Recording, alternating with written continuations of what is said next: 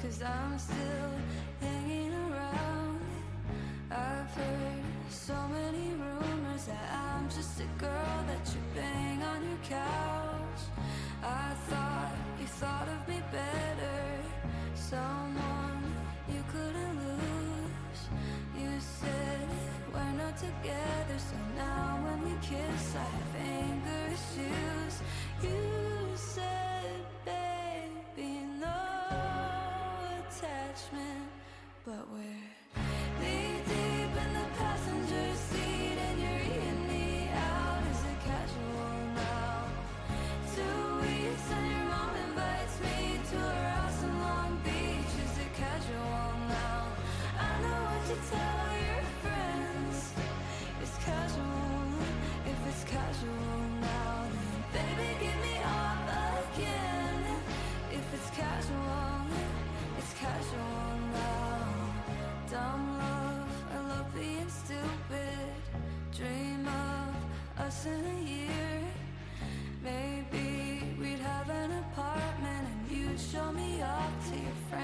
the pier.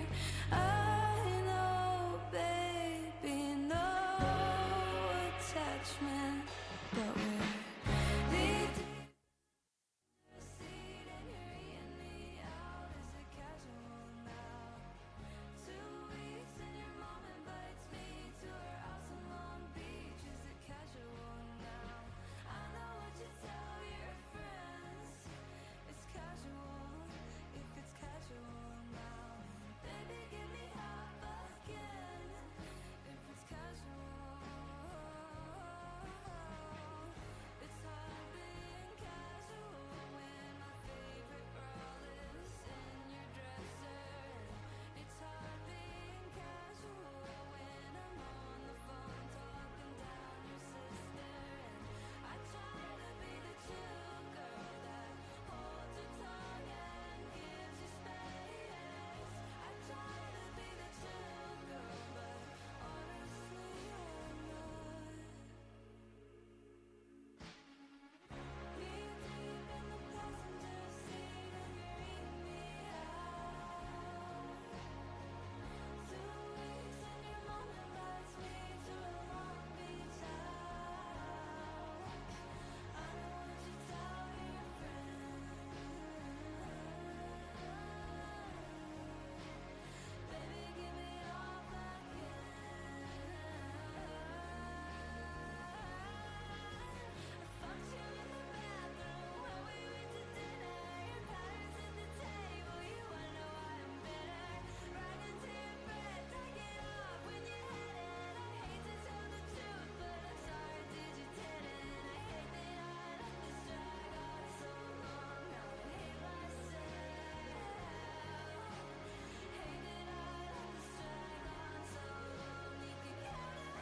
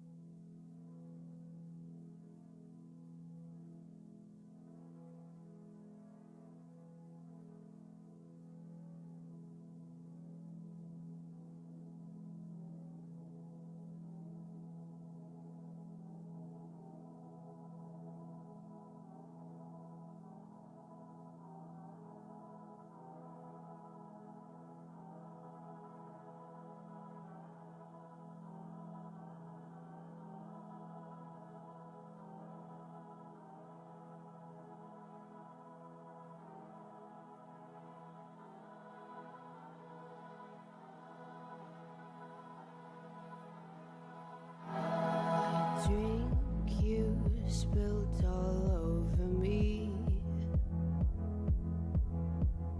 Lovers spit left on repeat.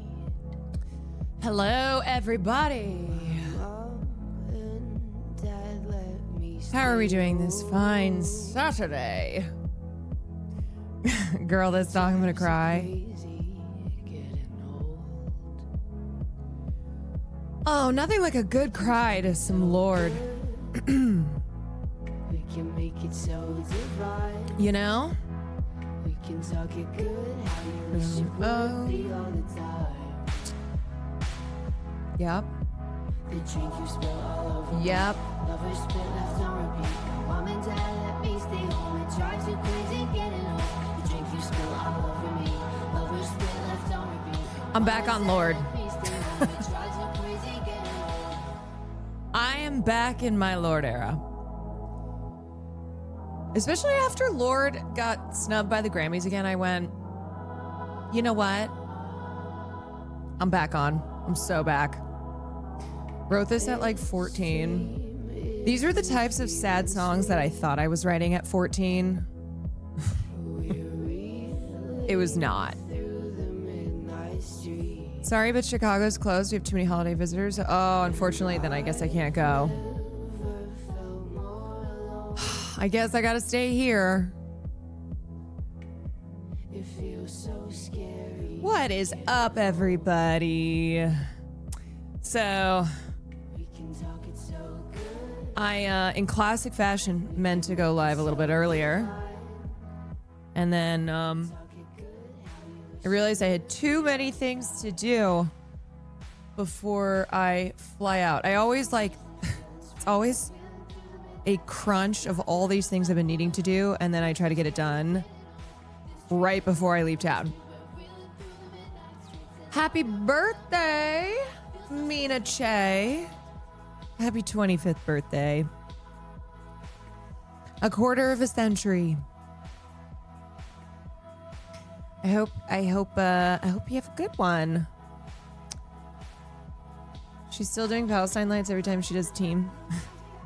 Yeah, and on the scale of pop stars who have decent politics, or at least what they express, to terrible ones, I'll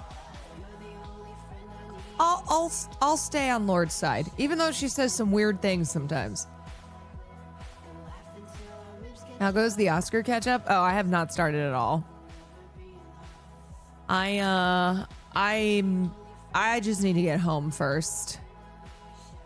Lord controversy? Nah, she just kind of... She's just often saying some strange things. It's kind of one of those, girl, maybe we don't need to always say things. Sometimes silence is an option. Please be able to tell March to get caught up. Yeah, we got some time, but I usually like to try to watch a bunch before the Globes. And the Globes are in January 11th. So if you need a date to kind of spur yourself towards some film watching, January 11th is the Golden Globes.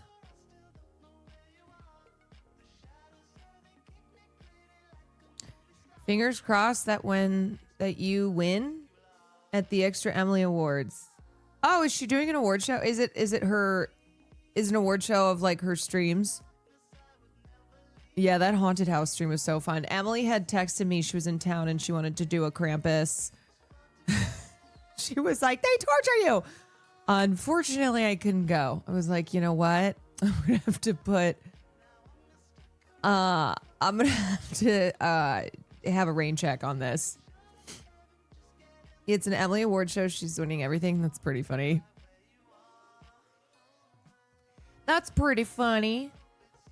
Anyway, so I've got probably 2-ish hours.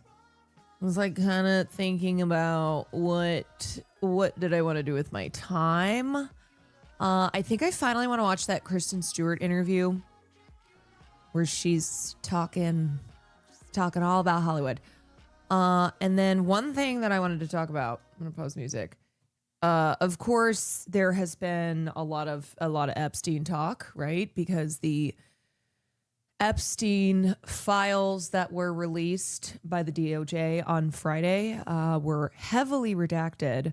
But then also today, there were more than a dozen files that are no longer available, including one that is Trump's photo that was on a desk among other photographs. And the question yet again is, could you all be any more obvious that you are continuing to protect people like Donald Trump? The other thing I've been thinking about, not only were Donald Trump and Epstein obviously friends, Epstein kind of seems to be one of Trump's had kind of seemed to be one of his only friends. With how much evidence of their friendship there is, I'm like, did this man even have any other friends, or was Epstein his one and only bestie? Which is pathetic, and also, yet again, just indicative of the fact that Donald Trump is inseparable from Jeffrey Epstein. They had almost a year to completely censor him out of the files, and they were still too incompetent. it would be laughable if these were not such serious matters. If this were not like the biggest state sanctioned covered up sex trafficking ring that involved powerful figures in politics and finance and Hollywood, and most of whom are still running around consequence free. Very few people have been brought to justice regarding this massive, decades long pedophile sex trafficking ring.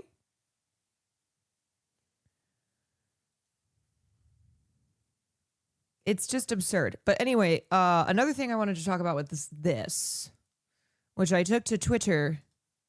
I took to the Twitter today because one thing that I've seen that's just making me go nuts is the way that, and this has been ongoing, but especially like right now in this moment, the memification, the like silly kind of cultural memes and jokes using Epstein. This is a photo of him on the ground with his dog, and the caption is 3 a.m. vibe, and this has 25,000 likes. And let me explain to you why this is bad, if it's not obvious. So this is bad because Jeffrey Epstein was he was responsible for one of the largest, if not the largest, sex trafficking operations that went on for decades because of his very powerful network and him being able to escape accountability for that. He raped and trafficked children. May I just remind people what this man did and what his associates and co-conspirators participated in?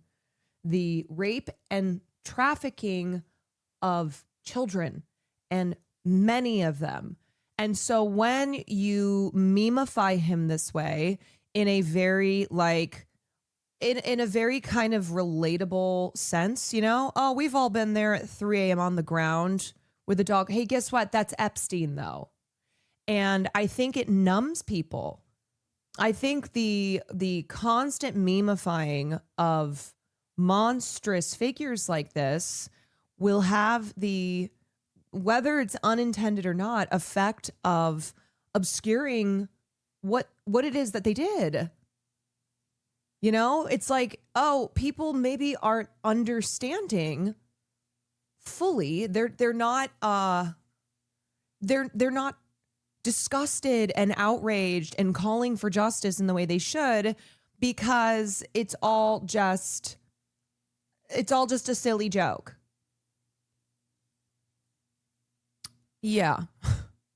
God, I saw, oh my God. I mean, hate to put this guy on the timeline. But it seems as if the move here by conservatives is to now humanize Epstein as well, which again, memes can do that. Memes can humanize, make something or somebody relatable, form connection, because it's like, oh, this is a feeling and experience we've all had. I mean, this is maybe one of the worst tweets that I've seen on Epstein. Drew Pavlo, this fucking freak. We've all been there. Who's we? Are you just making it clear to us that you are also a pedophile? Are you literal in this, that you were on Epstein Island? You took a plane from Australia or wherever the fuck you live over to Epstein Island? Like what? But this too falls into the category of like, haha, silly meme. Here's Epstein taking a nap on this chair thing, and Drew going, we've all been there, being like, okay, so what? We've all been eepy. oh, we've all been so eepy and just taking a nap in the sunshine. This is motherfucking Jeffrey Epstein, you freak. That's what you have to say. This is your This is your comment. This is the decision that you've made. Oh my God. Yeah, and then the other one, and I'm sorry to pull up this account too, because I think this is truly one of the worst. Truly, truly one of the worst accounts. But they had some tweets that were putting them in the running for worst response to the Epstein files. A picture of one of Epstein's victims with their face redacted, saying, "This is getting too dark. This is not fun." What the fuck did you ever think would be fun about the extensive criminal network where children, where minors were being sex trafficked? What about that is fun? Do you think this is a Liam Neeson film that you're going to the theaters and getting your popcorn and watching Liam Neeson kick ass for 2 hours?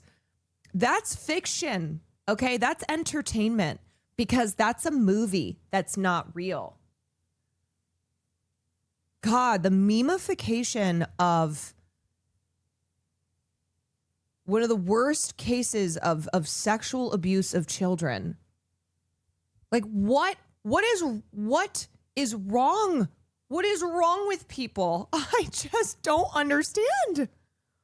What is supposed to be fun about this, you fucking troglodyte? I think this is also, yes, too terminally online, but also, as I've been trying to explain, a result of not treating Epstein, his associates, and their extensive criminal activities as anything serious. And instead, how it's been so, as I keep saying, memeified. It's been treated as like just true crime slop, as if it's just an unserious, entertaining television show. My God.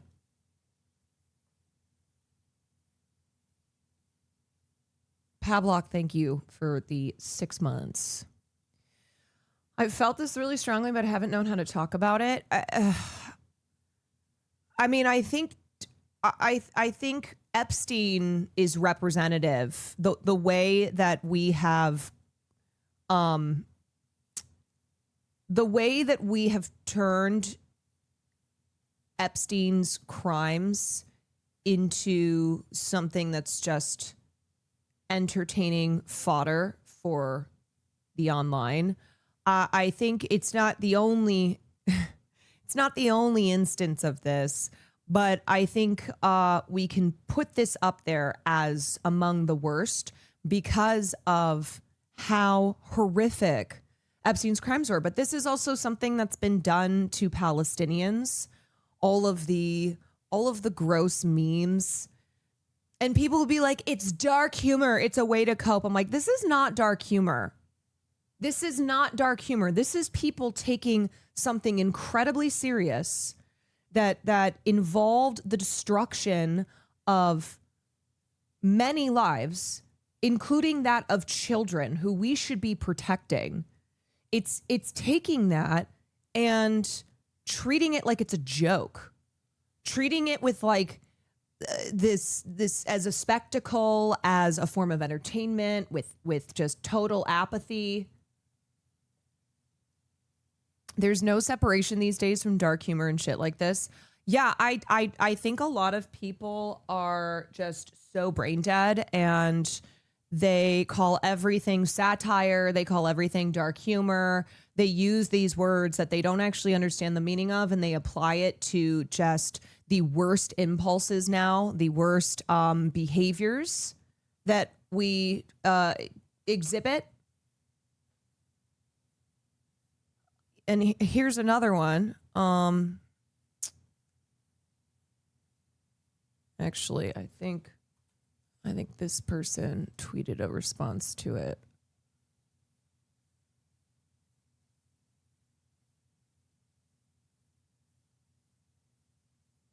Yeah. Here's another tweet from Autism Capital. Oh, Bill, you dog. Lamau. Oh, you dirty dog. Oh, look at that. Look at that. Look at that dirty dog, Bill Gates. I Up Lovely tweeted, I absolutely fucking loathe these soy groper accounts, turning the revelation of the most mass-scale, state-sanctioned international child sex trafficking blackmail ring into Bill Gates was a playa. What the fuck do you think happened to these kids? Why do you think there are so few living victims? They killed every last one without any shred of damning evidence against the current brokers of power. You people should be fed to dogs. Yeah, damn, you the man, Bill. Look at you with all these girls. Yeah, might be the biggest after the church. I mean, I would certainly say as far as this was international, but specific to the United States and involving powerful figures in the US government, Wall Street, Hollywood, in these industries where wealth and power really accumulate.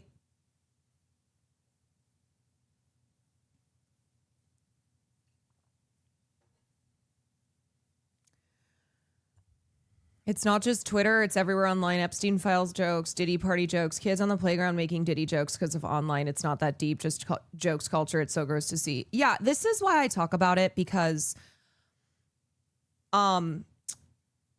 these behaviors, these attitudes online are not separate from what is happening in the real world. So this isn't just oh yeah, well, that's how people act on the internet. No. No. Do I think that the internet can be a place where it's at its most extreme, where there is no, as we often say, there is no nuance. Everything exists in a binary. There's no normalcy, people giving in to just the worst impulses. Absolutely. But are these cultural attitudes separate from what exists outside of the internet? No.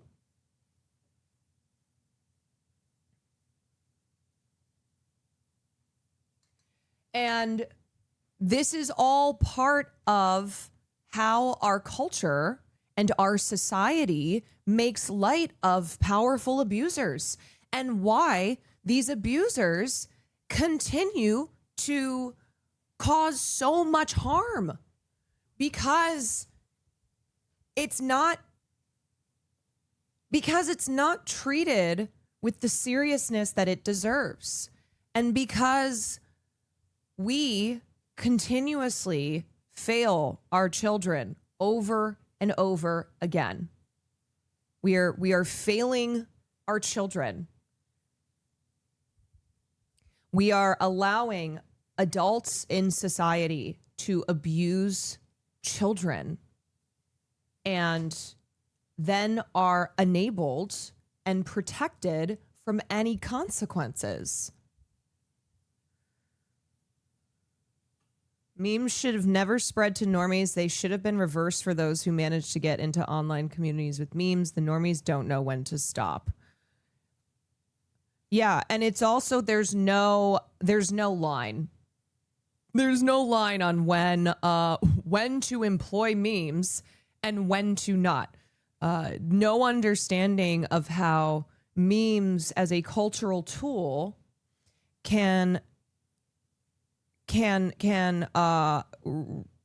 take something that is really bad and deserves to be treated with the utmost seriousness and turn it into a joke. Posts like this one alone also try to make the files look like there's nothing serious in them. And you know who this serves? This serves these people in power who for decades were involved in Epstein's crimes and are walking around freely. That's who that serves. It serves power. It serves the interests of abusers who they rely upon. They rely upon people just giving this horrific behavior a pass.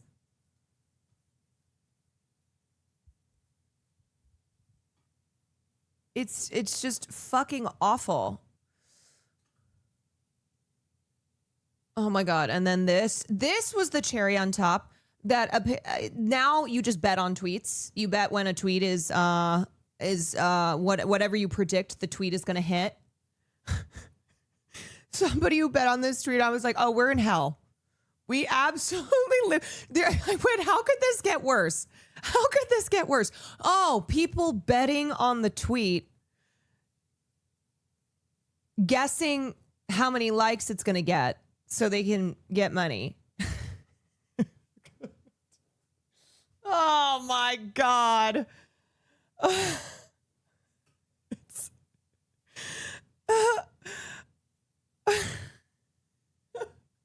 Somehow it's like in a movie when they go, it can't get any worse than this, and then it starts pouring rain. I guess I spoke too soon. The classic, it certainly couldn't get worse than this. Thunder cracks. Oh God, the gambleification of everything, the memeification, the enshittification. Y'all, we have got to get our shovels and get this shit out of the stables because we are drowning in it. We are fucking drowning.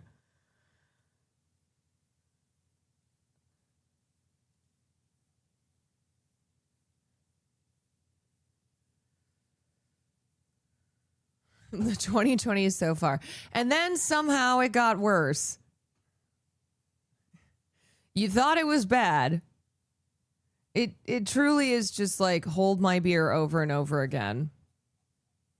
Also, it tells you that pedophilia is funny because they don't fully understand the gravity of the situation. All they see and hear is adults laughing at this demon. They'll make their own conclusions. And like I said, you know, there is a difference between employing dark humor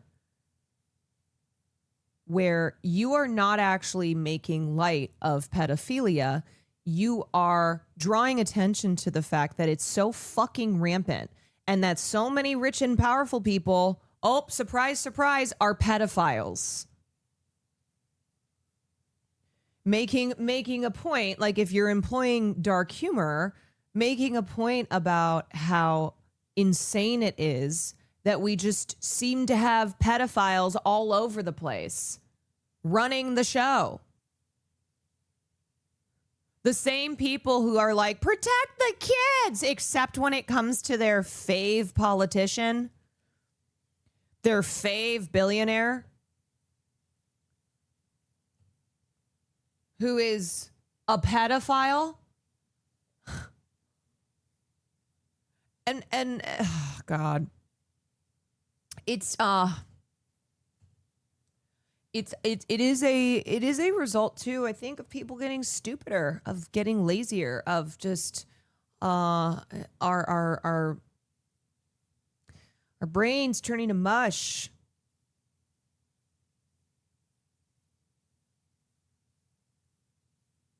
The only good thing about being in late stage capitalism is that it can only end in two ways. There's one of two ways that this can go here.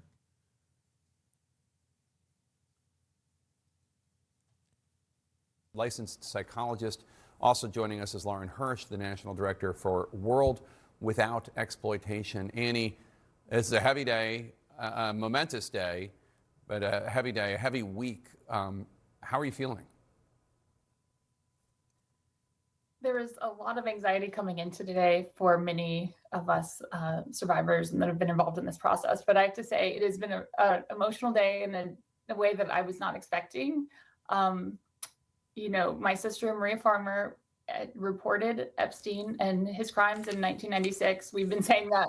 My younger Italian cousin was making racist and sexist jokes, and I was like, bro, no. And he was like, it's dark humor. He has a bust of Mussolini in his room. See, something is not just what you say it is because you just say it is. When idiots are like, it's satire, you wouldn't understand.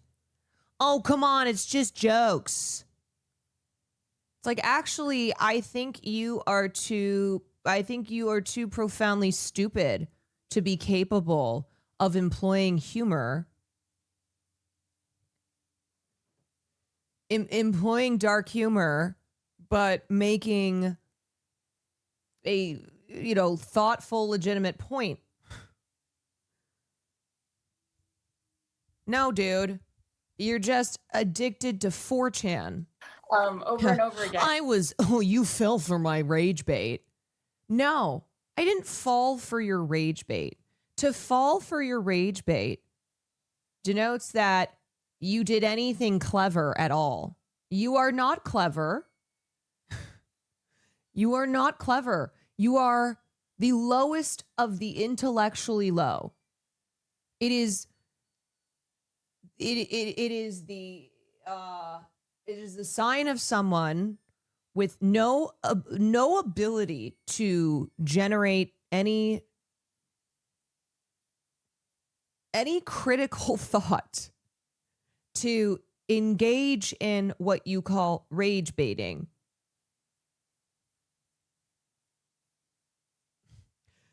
To be justifiably outraged by something horrible is not getting rage baited. Most of the time, too, these people are like, haha, you fell for my my bait. I rage baited you. I'm like, no, I just look at you and go, man, it feels like more and more every day we are surrounded by just brain dead slugs. I look at you and I feel shame for our current culture. I go, here's yet another person who is a complete waste of space on this planet. What a shame.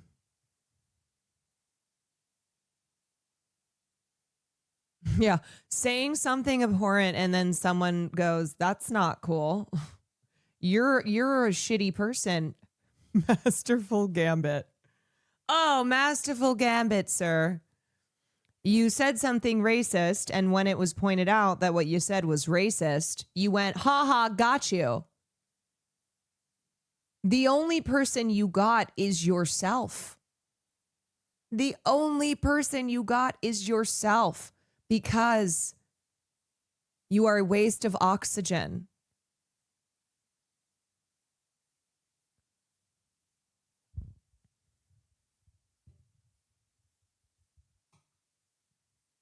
It's like jumping on a banquet table and smashing the pie and then laughing when people get pissed. Yeah. Oh, you mean everybody else who's responding normally? Everyone else who's responding normally to something you are saying or doing that you deserve that you deserve to be slapped in the face for?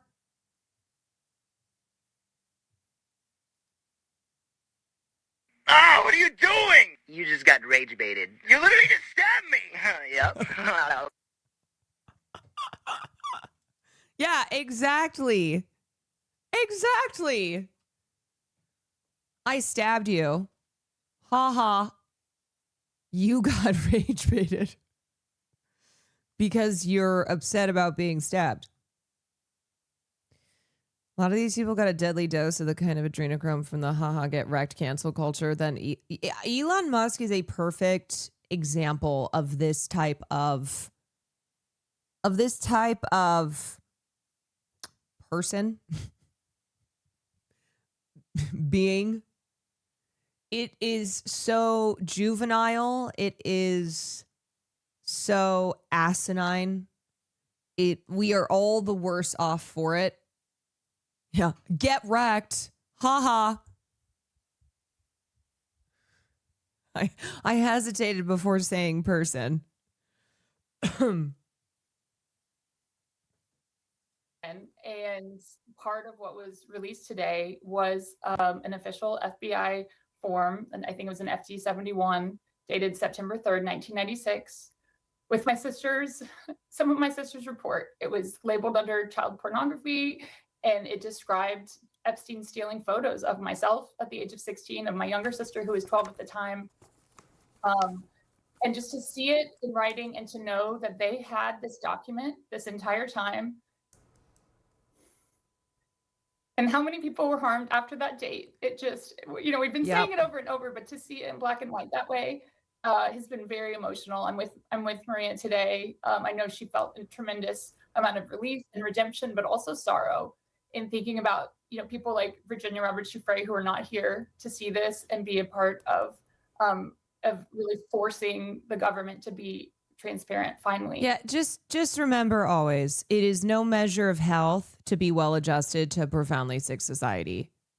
You are the sick fuck when you react in a way that is anything but total horror at the sexual abuse of children, towards the sexual abuse of children. The only way to respond to something like that is with utter disgust, outrage, horror. What does it say about us as a society when we allow children to be abused, to be broken?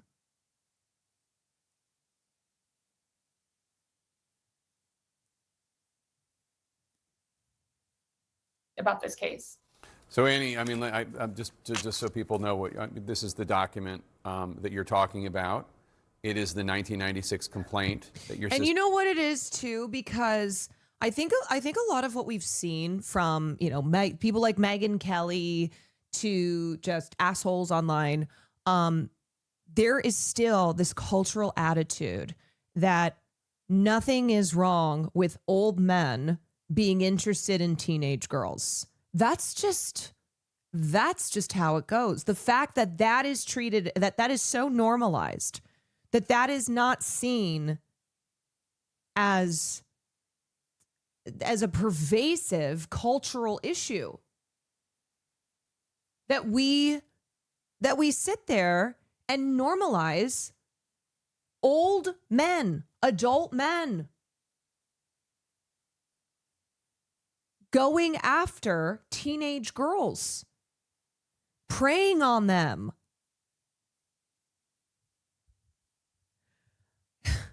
The second someone starts talking about age of consent,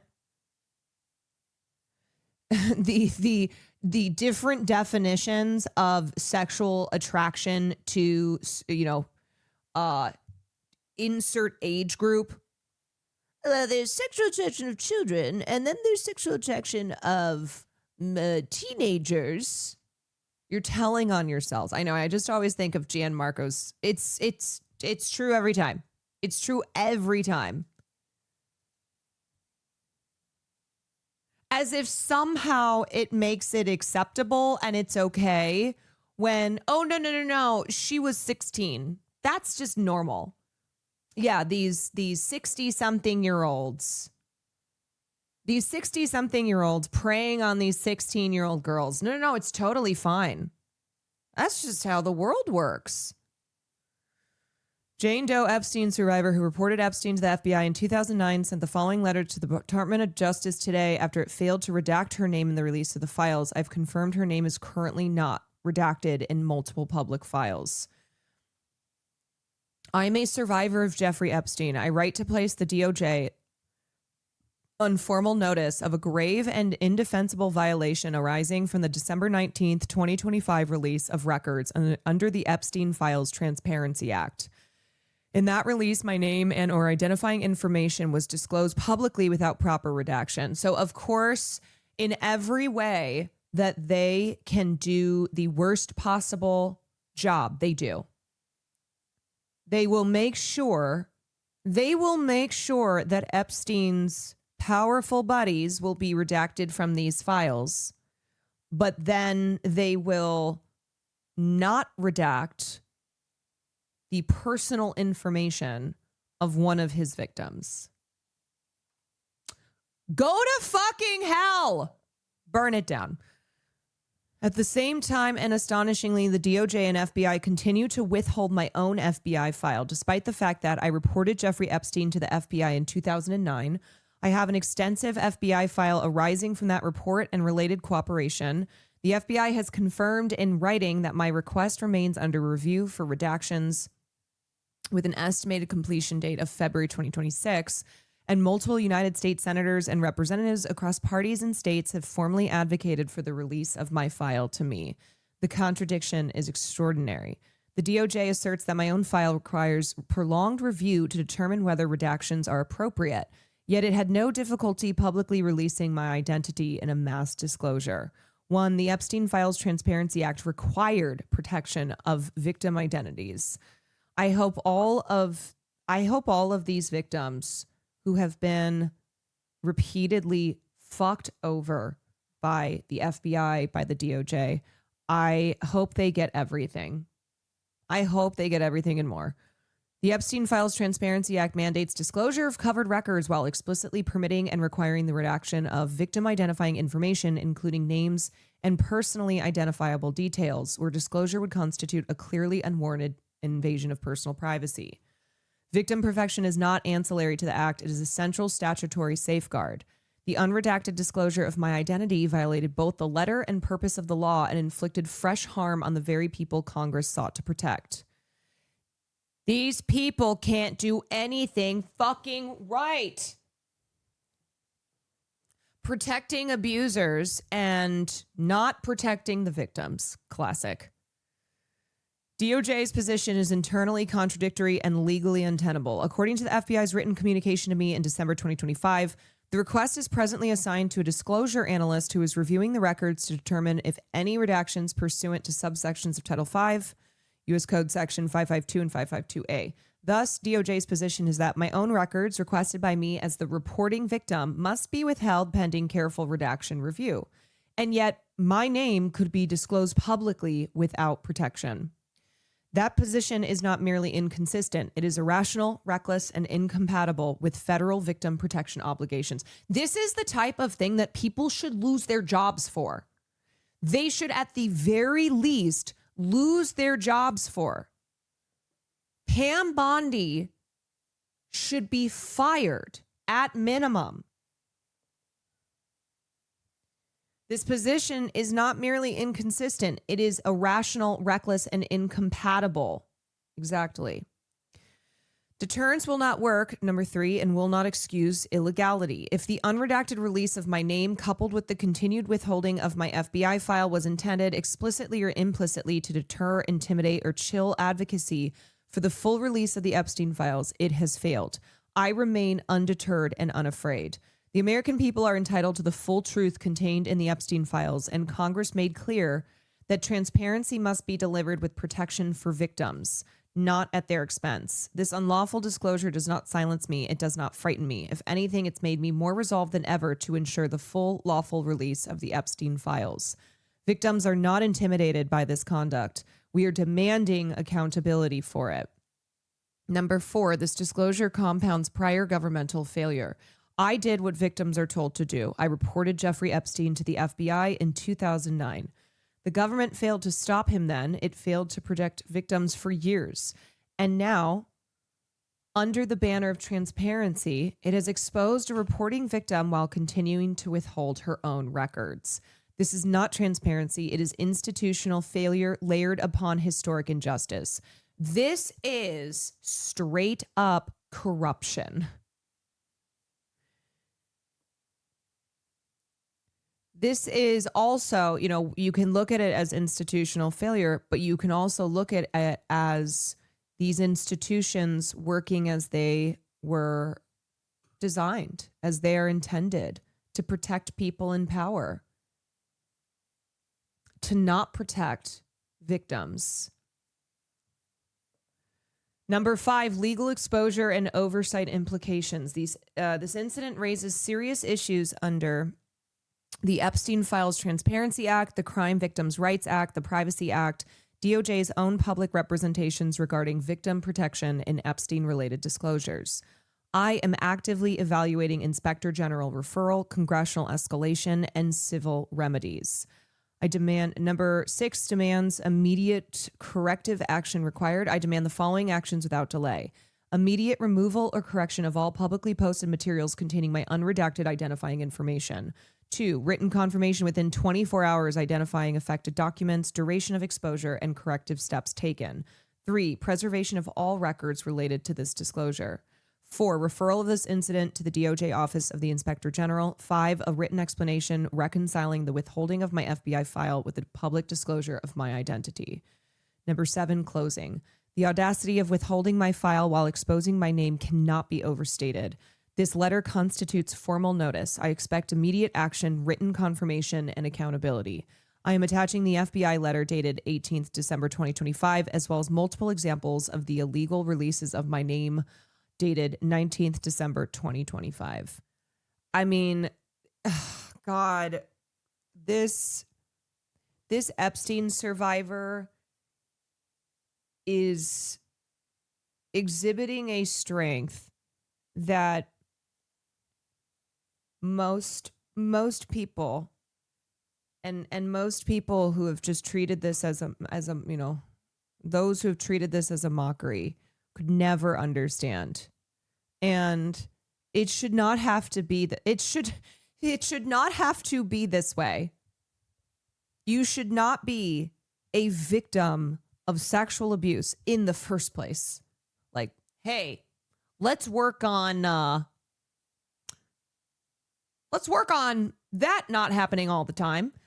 But then on top of that, having to, for years, be your advocate, fight for justice, come up against the incompetency or the intentional opposition of agencies that are supposed to be all about justice and protecting and serving. Yeah, either incompetency or intentional malice.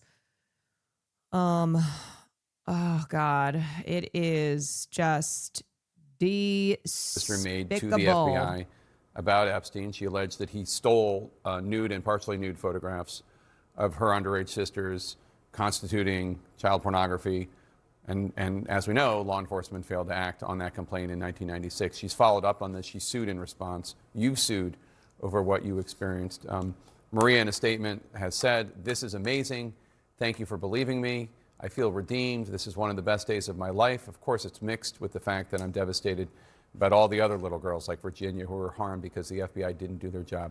I'm crying for 2 reasons. I want everyone to know that I'm shedding tears of joy for myself, but also tears of sorrow for all the other victims that the FBI, looking at this document, and I can feel, I'm sure, just a fraction of the emotion you feel, because you think of, like, if only they took this seriously. I feel like every time I watch a CNN news segment, the audio is always just cracking. How many innocent girls would not have been harmed if only they took this seriously? But it is vindication.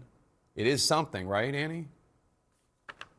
Oh, it's huge. Yeah. I mean, and I still have big questions about whether it was, did they not take it seriously, or were they protecting Epstein because of whatever relationship he had with the government? Right. And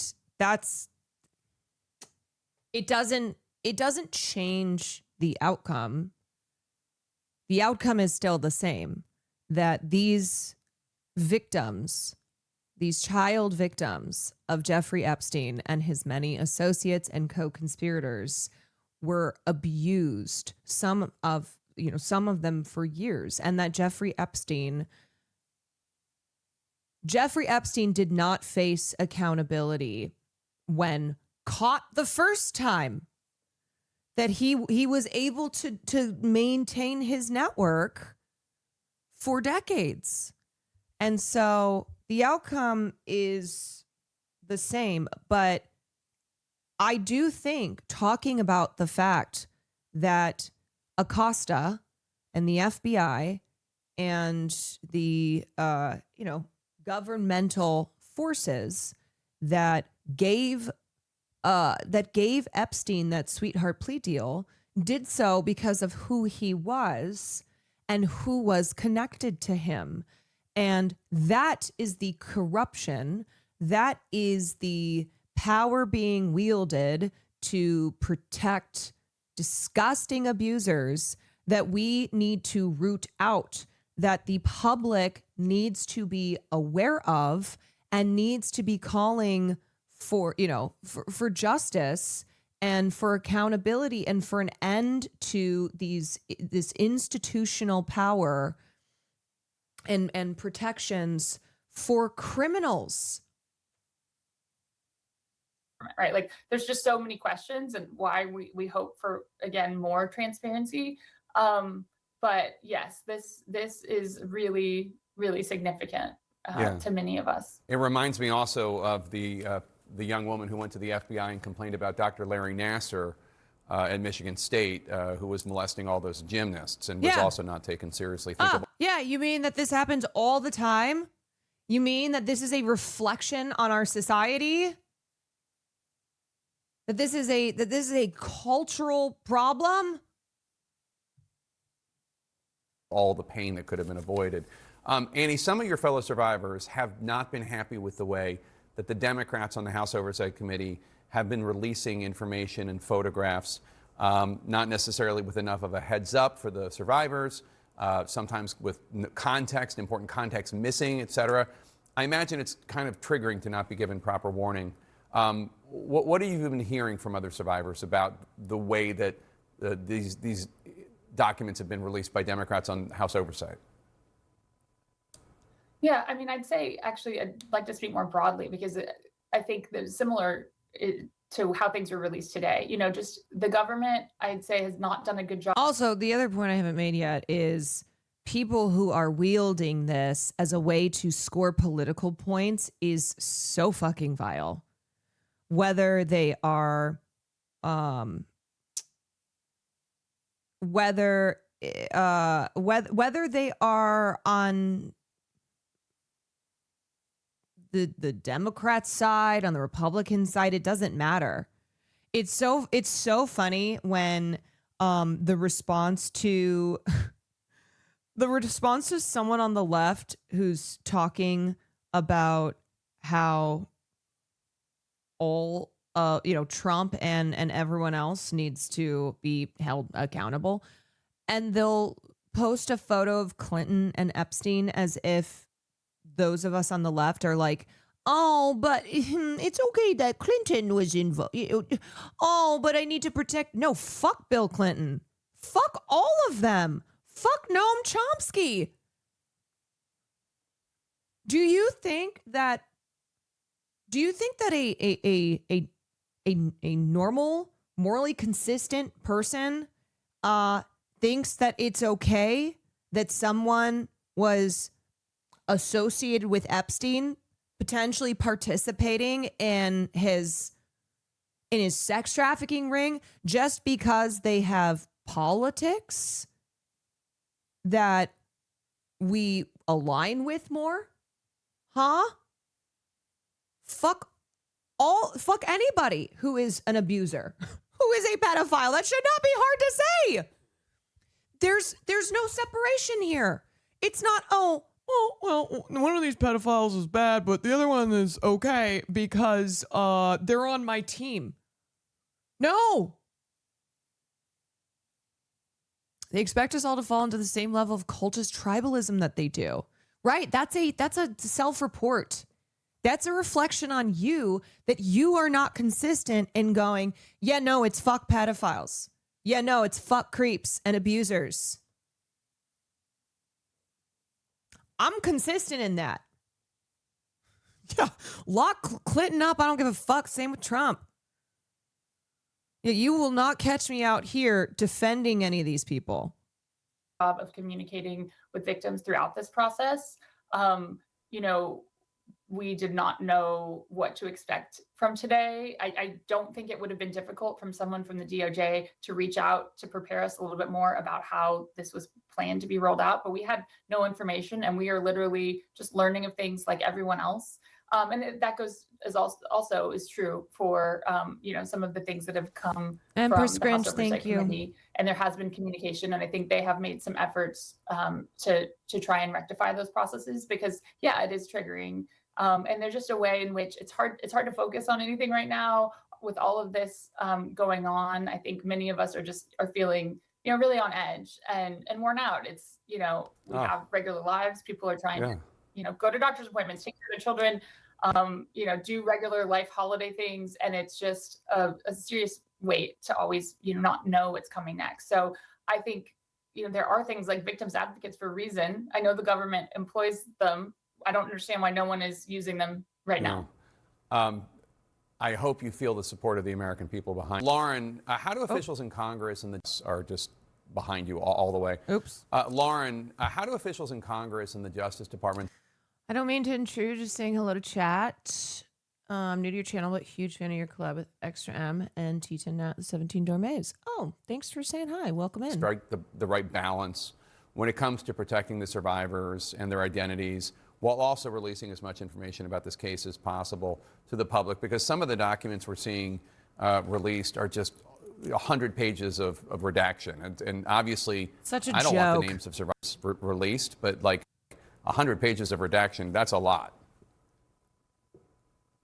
It sure is, Jake. I think the survivors have been really clear about what they want to see.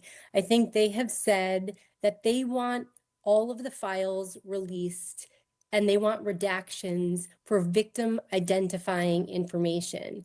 That's very different than document after document after document of full redactions.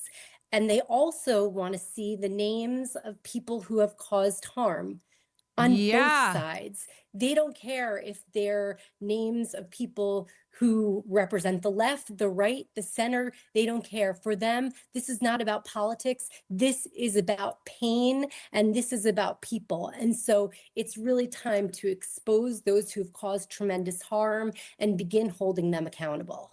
Lauren Hirsch, thank you for your presence and your advocacy. Annie Farmer, to you and your sisters, I mean, sending you all the love and support. Imagine, okay, you know what I just had a thought of too? How absurd it is to be like, oh, well, I'm going to protect this person who's associated with a sex trafficker who may themselves be a pedophile, be a child sex abuser, because we have the same politics. So what does that say about my politics? I don't think people think that is the argument they think it is, that is anything other than just exposing how vile and inhumane your politics are. If you're like, yeah, but that guy's on my team. It's like, yeah, your team's fucked.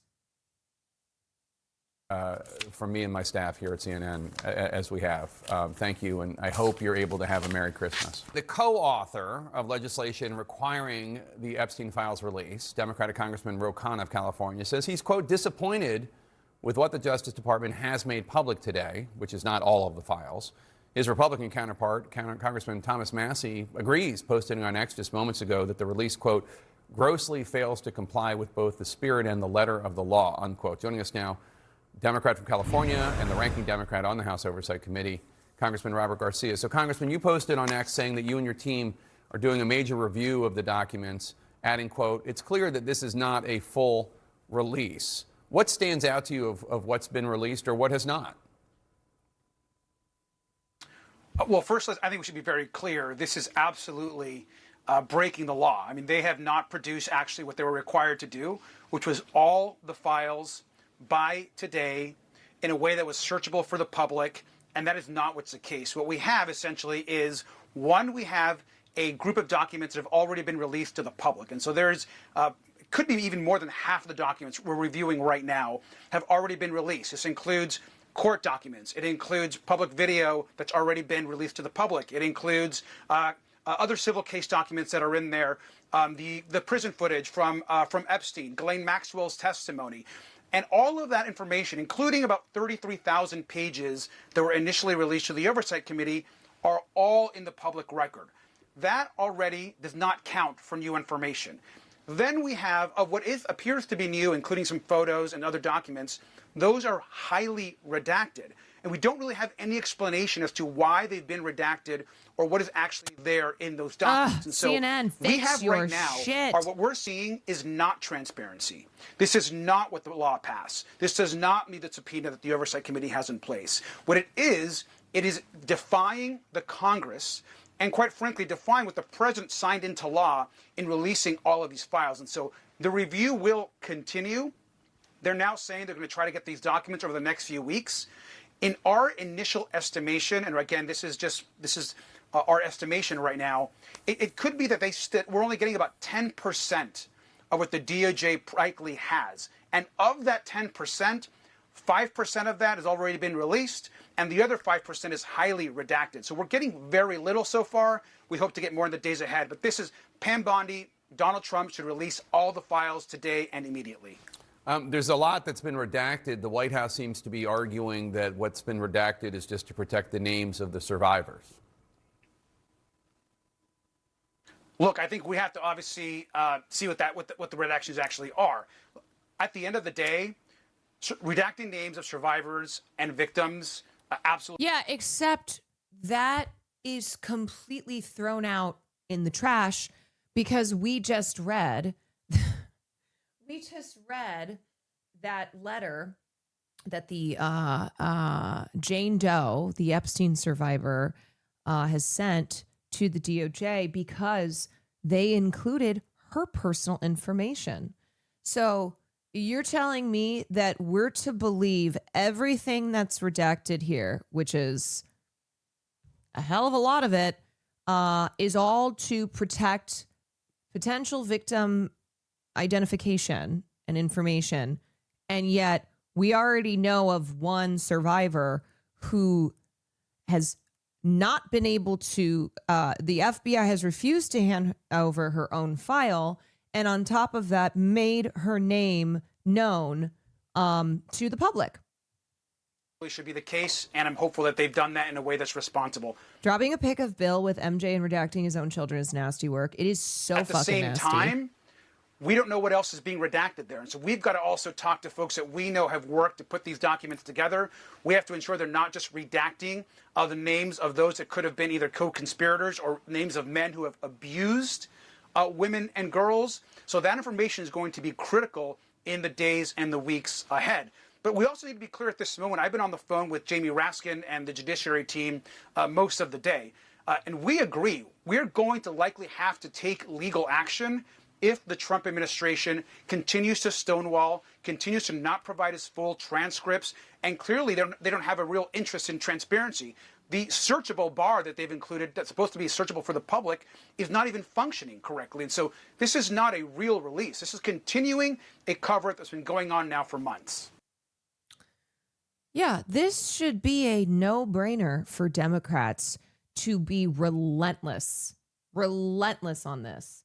And it's, I wish the motivation being that this is the right thing to do, that enough of the cover-ups and the corruption.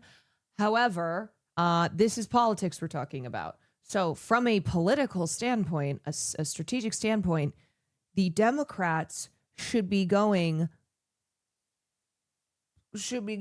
ham on this constantly, because Trump talked over and over again about how when he gets back to office, when he's president again, that he's going to release the Epstein files. I mean, they made a whole show of it. They made a whole fucking show and ran on Donald Trump being the hero to bring down the sex trafficking pedophile cabal within the political state. Oh, you mean he lied? I can't believe he lied.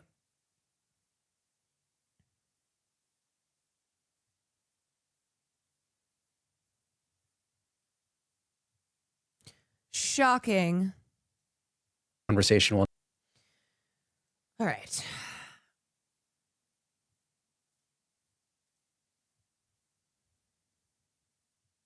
Me when I delete a chunk of the code out of my Word document when my essay is due so the teacher can't open the file. Oh no, it must be a corrupted file. Also,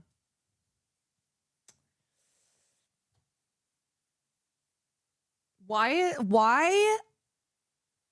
are they so trashy? Why is everything the right does feel like a fucking parody? This is the most righteous gemstones shit. If you have seen Righteous Gemstones, what is the difference?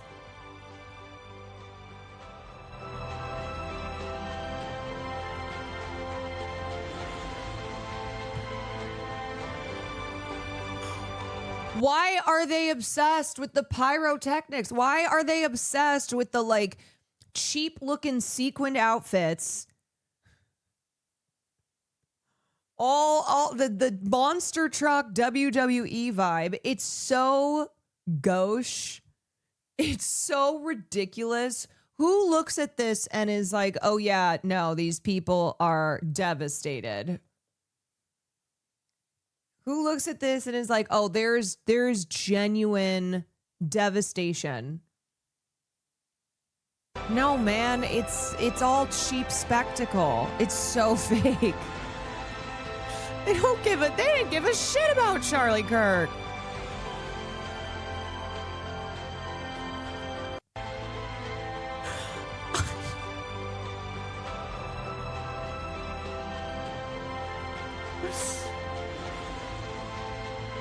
Will someone please find me a Righteous Gemstones clip that people who haven't watched the show can know what we mean when we're like, this is just Righteous Gemstones. Uncle Baby Billy. Did you see they recreated the tent? Everything feels like The Onion. nothing feels real. It all feels like it's a bad parody. A recreation of the tent where This is something that Charlie Kirk haters aren't even doing. Recreating the moment that Charlie Kirk died in this specific of a way where it's like, hey, come relive Charlie Kirk's final moments. Not even his biggest haters are doing this shit.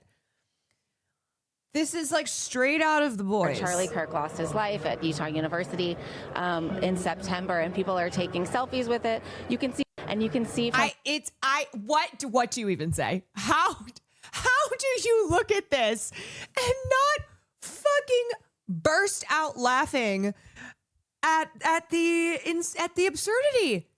At the absurdity, doing a thumbs up in a recreation, waiting in line to take a photo of the recreation of when Charlie Kirk was assassinated. It's so stupid. Everything is so stupid. behind me, this is a recreation of the tent where Charlie Kirk lost his life at Utah University in September, and people are taking selfies with it. You can see from behind me.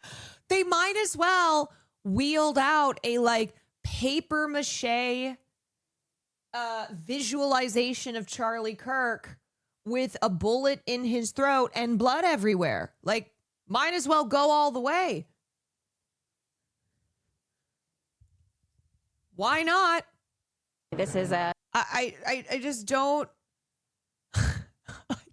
Turning Point USA recreated the moment Charlie Kirk was executed at their convention for people to take selfies with. It's giving Passion of the Kirk. Yeah, so between Erica Kirk walking out to the WWE style pyrotechnics with the roaring crowd and her gold sequin outfit, looking nothing in the world nothing in the world like someone who is genuinely upset about the horrific assassination of their husband. Chatter said Stations of the Cross, and that's literally the best description of what's going on here. I just, these people cannot be serious. Turning Point USA installs replica of tent where Charlie Kirk was killed for annual convention.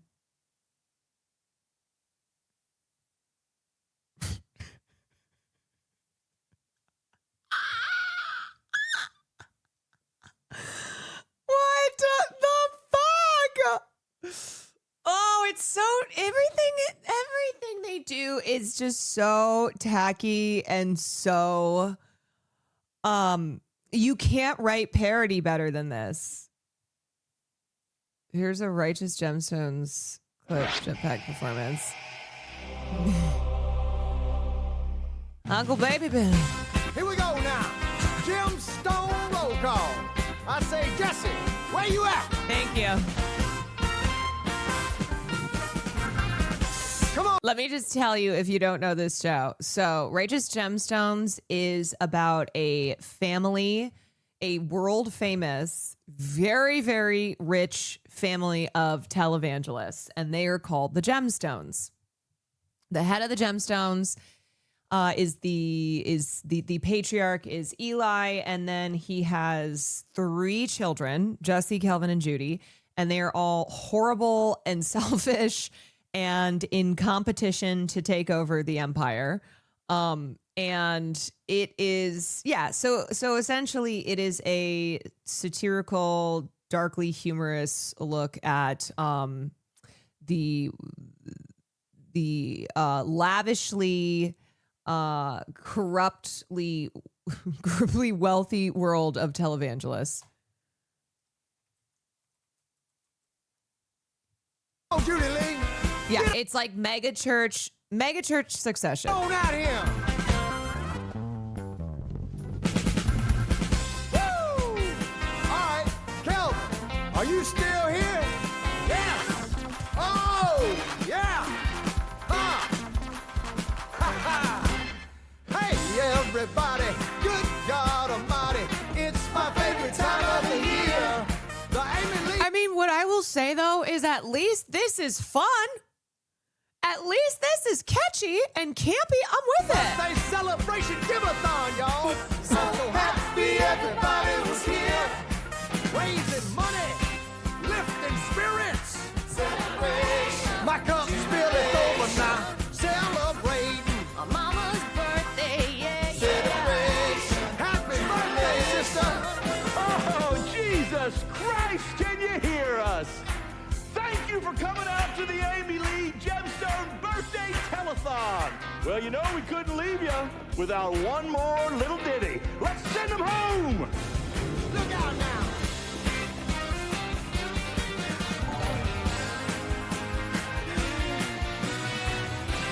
Oh my gosh, big sexy Paul? Big Sexy Paul 94. Thank you for the raid. Hello.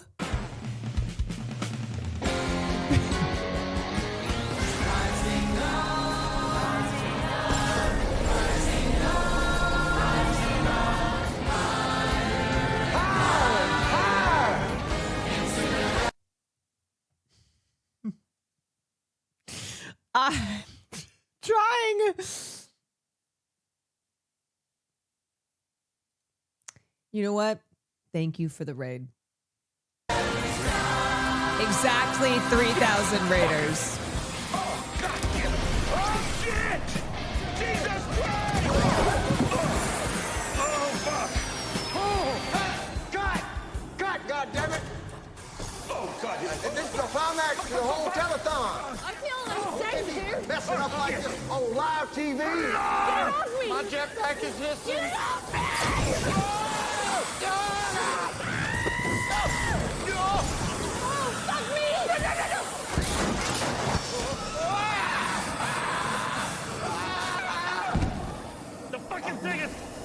heating up. Jesus Christ! Turn it off! Fuck my handsome white ass. The Charlie Kirk Celebrations wishes it was this good. They wish that they could do camp like this. Sus, right? I don't know what you're talking about. That was a very real, authentic raid.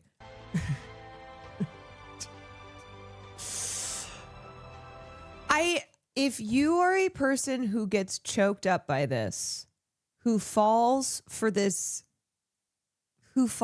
stick, who's sitting there, shedding tears at how unbelievably beautiful this is, well, then you are a person who belongs in this community. Then God damn it, are you in good company? Because I saw this and I just burst into tears. I could not stop sobbing.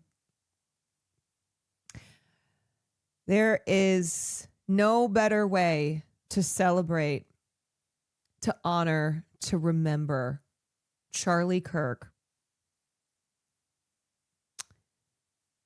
and to carry on his work than what you see in front of your eyes. We are Charlie Kirk. We carry the flame. The flame being these pyrotechnics. She needs to be making sure her kids are okay, not doing this mess. No, her kids need her to be doing this. That's what they need. Not. She is Charlie Kirk, carrying on the flame.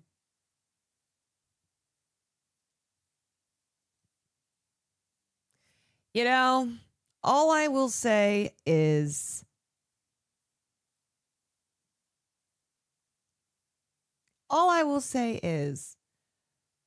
Erica Kirk is a person who I think when you look at her past, it all makes sense.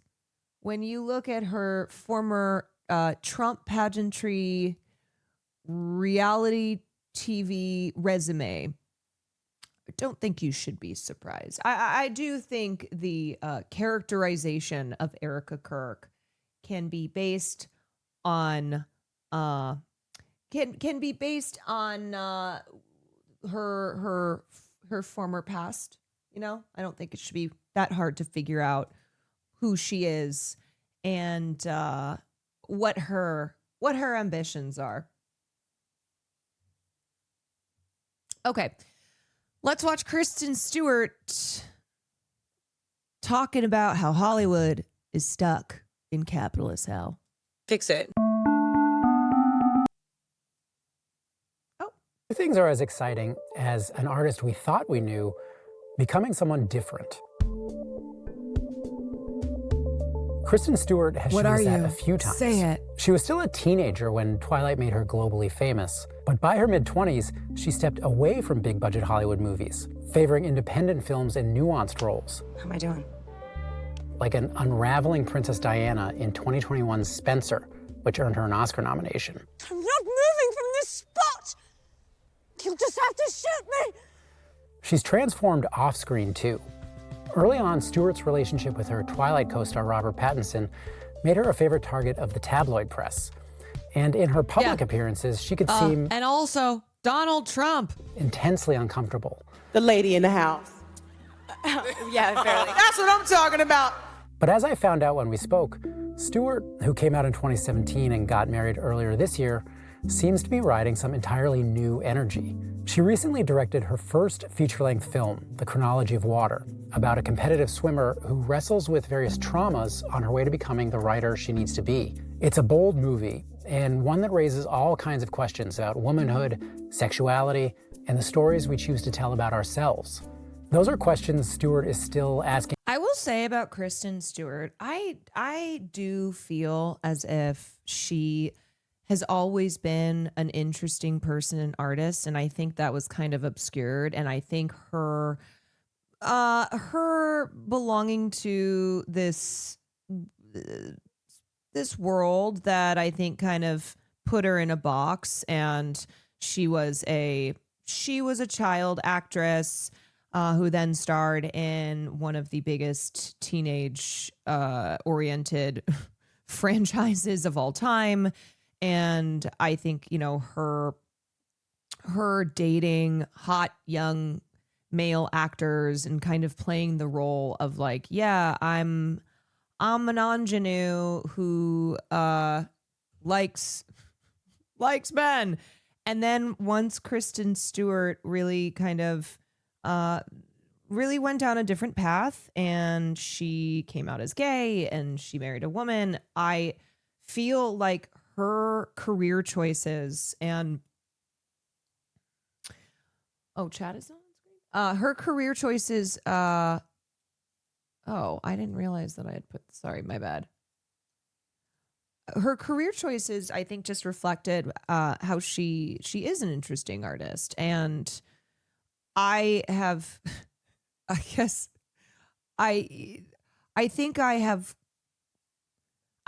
become more of a fan of Kay Stu and her work once she came out as gay. Not because I'm like, oh, you can't be straight and be talented, but because I think those two things, how she was in her personal life and kind of breaking out of these heteronormative constraints, and that being tied up with her professional career. So I don't think it's just a coincidence. I think Kay Stu, I think her choosing a more authentic life for herself has had an effect on her career. Herself in a way that's so exuberant, to use one of her words, that it made for a very fun interview. Here's my conversation with Kristen Stewart.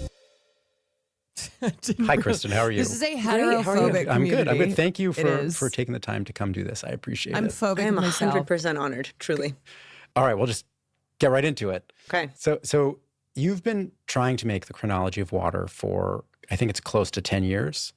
And, it's a memoir that involves a lot of really heavy stuff. There's addiction, child abuse, the loss of an infant. And I'm just wondering, when you first read the book, what was it about that material that made you feel like this was a story that you had to tell? It was the way that she told it. It was the fact of the telling. There Have you is watched an this? invitation Not in that yet. text to kind of excavate your own memories. And also it's about the things that you just mentioned, but for me, it's much less about the things that happened. I watched something else she directed, Kristen Stewart. I think it was a short film. Yeah, it was called Come Swim. It's a short film written and directed by Kristen Stewart. It was shown at Cannes Film Festival in 2017. To Lydia, and much more about how she reorients those things and writes them down. The idea of selfhood, just the idea of diaristic writing by women feeling and being criticized for being like selfish and narcissistic. It's like, oh, sorry, I was being selfish. I wanted a self. It's like anytime you start talking about yourself, it becomes kind of this tired, pathetic, messy thing. And I wanted to make something tired, pathetic, and messy that felt exuberant and achieved and, encouraging. You opened up a lot of doors with that answer. So let's start going through some of them. But, I think you said that your interest in the material wasn't necessarily so much about the particulars of Lydia's experience as it was the way that the writing invited you to sort of examine the particulars of your own experience. And I just wonder if you can kind of make that concrete a little bit. Like what You know, as soon as you start making those things specific, you fully and completely dilute the point. You know, in the beginning of the movie, we show a series of images of a woman bleeding at various times in her life. There's a way that that blood sticks to the grout before it runs down the drain that indicates that that did not come from a laceration or a cut. It came from an orifice. That is a very, very specific experience, but it is also general enough for everyone to kind of insert their lives into the movie if you are a woman, or if you might have ever loved a woman or heard her speak about what it feels like to bleed from the place that hurts the most but that creates life. You know, the movie is called Tough because when you reduce it to these specific plot points, it provides an arena for men to feel a lot of shame. And you don't have, it's honestly quite like, it's very self-revealing because sometimes I talk to people, I'm like, is the thing that you took away from this not that it's an exuberant, bloodletting, telling, secret-bearing, sort of like joyous celebration of a woman finding herself in her own volition and freedom? Or is it that it was like kind of awkward because for you to acknowledge that, you know, those things don't happen to everyone, but they do happen to most women is awkward. And so it's like, yeah, sure. Like I specifically think of things that have happened in my life, but if the question is like, you know, what concrete things did I have an abusive relationship with my father? No. Do I resent him when he comments on my appearance? Yes. Don't consider, you know what I mean? It's like, it's all about how we're contextualized by the male gaze. You know, I think an idea that I was also just how, looking back, and when Kristen Stewart started to lose the kind of more conventional look, you know, she cut her bangs. She had a kind of asymmetrical haircut that was very different from the long flowing locks that she had. Just how she changed up her style when she became more kind of gender non-conforming, and the response to that by the media, by the public, was cruel. Like I just remember seeing a lot of what happened to her, and it's like, oh, she's gay and she's discovering her personal sense of style and is not just trying to be like conventionally pretty little ingenue in Hollywood. Oh, the queer effect. Have you heard of it? Yeah, but as I was watching the film, was the relationship between one's own experience and sort of the emotionally intense experiences of gay happened. In this case, the author. But I think kind of what I hear you saying is that my question is maybe a little bit irrelevant. I think that question is super necessary and interesting, and I do really appreciate it, because what I want to say always is that if you get bogged down in the details and you pick this woman apart, you're not giving her a chance to be as genius as she is. And so I think it's definitely important to talk about the fact that this is not a movie about this one woman. It's a movie about women being allowed to speak for themselves and be people. That was a very elegant and impassioned way of saying, it's the morning nice question, time. dummy. No, not at all. I literally you. don't mean to talk down to that question. Like, what else are you going to ask me? It does seem like what the movie's about. Like, I do not like, I'm a morning person. Yeah. Yeah, so I'm like, hey. Yeah, sorry. She cheated with a married man, red flag for me. Yeah, we should discard people when they make mistakes like cheating, which is not something that anyone's condoning here.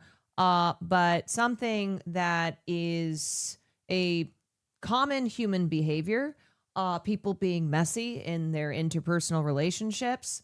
Also, are you saying it's a red flag? Like you won't date Kristen Stewart?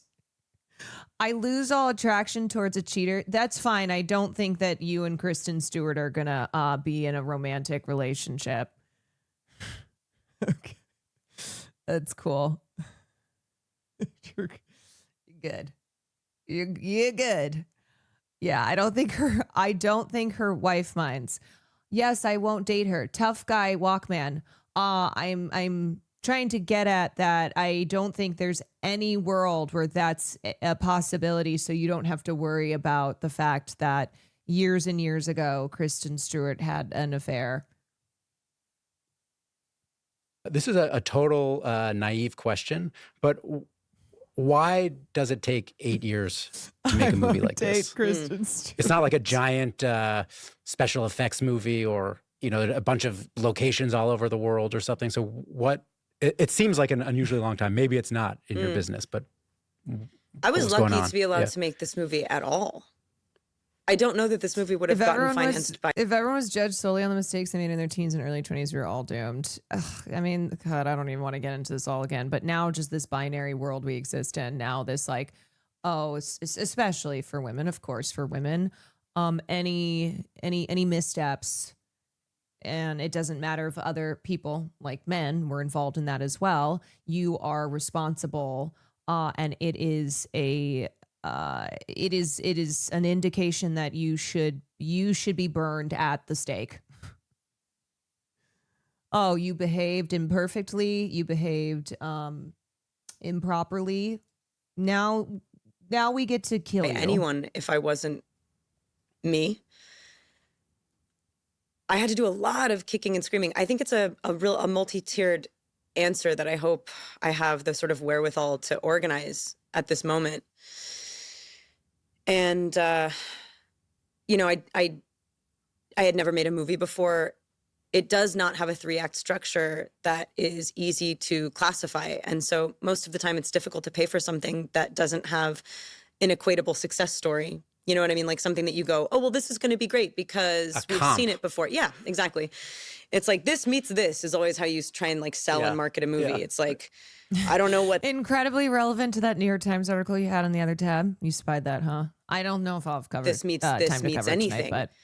But this had to be the first thing I said. It just had to be because it's about saying things. But it took a long time because it is unsavory, unpalatable, because it is about violation and repossession, and also how fun it is to watch someone do that because she is just a force. She's like a tsunami. And also there's a sexuality in it that just feels like fucking delicious. I think you were just talking about, in a way, the idea of Lydia's sense of abandon. And, you know, that could be sexual abandon, creative abandon, abandon when it comes to drinking or drug use, abandon with relationships. You know, I think abandon in one's life is important. Because there's I think a real connection between abandon and like it's sort of a concentric circle or an overlapping circle with transcendence in a certain way. But this is also connected because I think abandon does require some degree of anonymity, or you don't want like a voice over here while you're trying to really lose yourself. Just video and subtitles? I wonder if, just sort of given that you're a public figure in some way, if it's hard for you to feel abandoned or have moments of transcendence. Yeah. I don't self-censor. I don't fixate on kind of how things are going to land on other people because I'm not smart enough. It would just be so inauthentic. I mean, I guess it just. Do you think it's a matter of intelligence? Some people are mastermind, crazy control freak, you know, and like I just don't have that. Like, ultimately, I think those people are probably going to like die young and like, you know, I don't know. That's like I think it would take years off your life to try and think in those terms. But I've been lucky enough to sort of find the moments that I fell on my face in public, or you know, a nice healthy amount of humiliation is really humbling. You know what I mean? Like, and it also makes you realize too that like, you know, that first scratch, who cares? Like after that first scratch, you just go like, okay, so crash the car. You know what I mean? Like we can fix it. But I think like the way that I've been allowed to bounce off of people has felt so fruitful. Largely. Yeah. Yeah. On the whole. On the Sorry. I remember finding it odd when she was in Twilight. People kept commenting on her voice, like women aren't allowed to be monotone because if that's the case, my wife is in trouble. Yeah, it's also like the popularized term resting bitch face. How many women will be like, oh yeah, I know I have resting bitch face, but like I promise I'm not a bitch. It's like, First of all, what is resting bitch face? Like, are as a woman, are we supposed to be like always? And who, like, why is it bad? Why is it bad if you're a person who most of the time, if if you glance over and see that someone's face is like, so what are they supposed to do?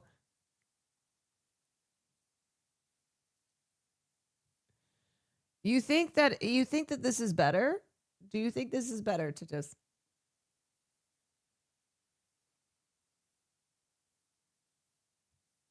is this better? Is this normal?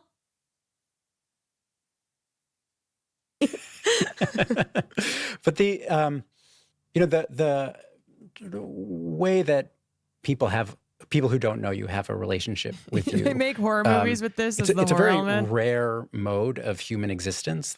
So what have you sort of taken away from like being one of these few people who can actually like witness what it's like to like become a character in a story not of their own making? Mm-hmm. Yeah, I mean, sometimes you find yourself on something that doesn't really know what it's saying. And so then the sort of subsequent conversation is confused and sort of ambiguous and becomes like very selly. Like it feels like really like you're just like a capitalist cog. Which we all are. I mean, like that's like what it is. I want Speak for everyone to yourself. go, hey, go buy a ticket to the Chronology of Water Christmas Day. But like yeah, like sometimes it works, sometimes it doesn't. You know, it's definitely possible to be truthful within the system. But then when you're trying to sell something, it does sort of inherently get bizarre. The sort of negotiation. I was working with a director that was like talking about an actress who was thinking about whether or not they should do a film. And they were like, well, I think the market right now is, and I was like, I don't think I've ever said the word market unless I was going to buy some oranges. And that is just how I function. And even if that's naive, I am willfully, like, honestly, tunnel vision. And I know you did ask a slightly different question, like if I'm telling someone else's story, what it feels like to do that on maybe such like a large scale and is part of a business.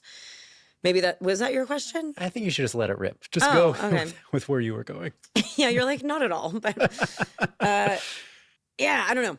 I think it's just it's a funny thing to find yourself kind of desperate to have people come see what you worked on, but then also have that wrapped up in whether or not it's worthwhile. Yeah. And I don't think I answered your question, but maybe the next one I'll get closer to. No, sometimes people say like, I don't think I answered your question, but every answer is revealing. Yeah, I mean that is the struggle that artists feel in a capitalist society when creating something. And does it have worth only if it's financially successful, only if you're able to sell, to do the business aspect of show business.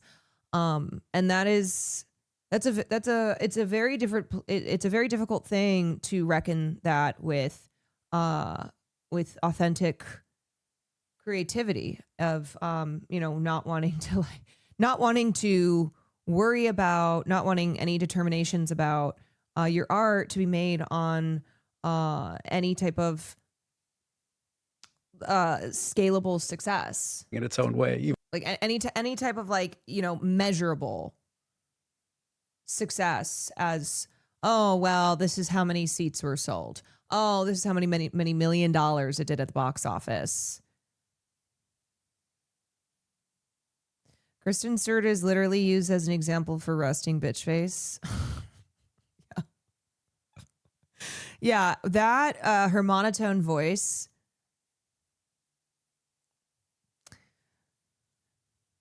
It's not good.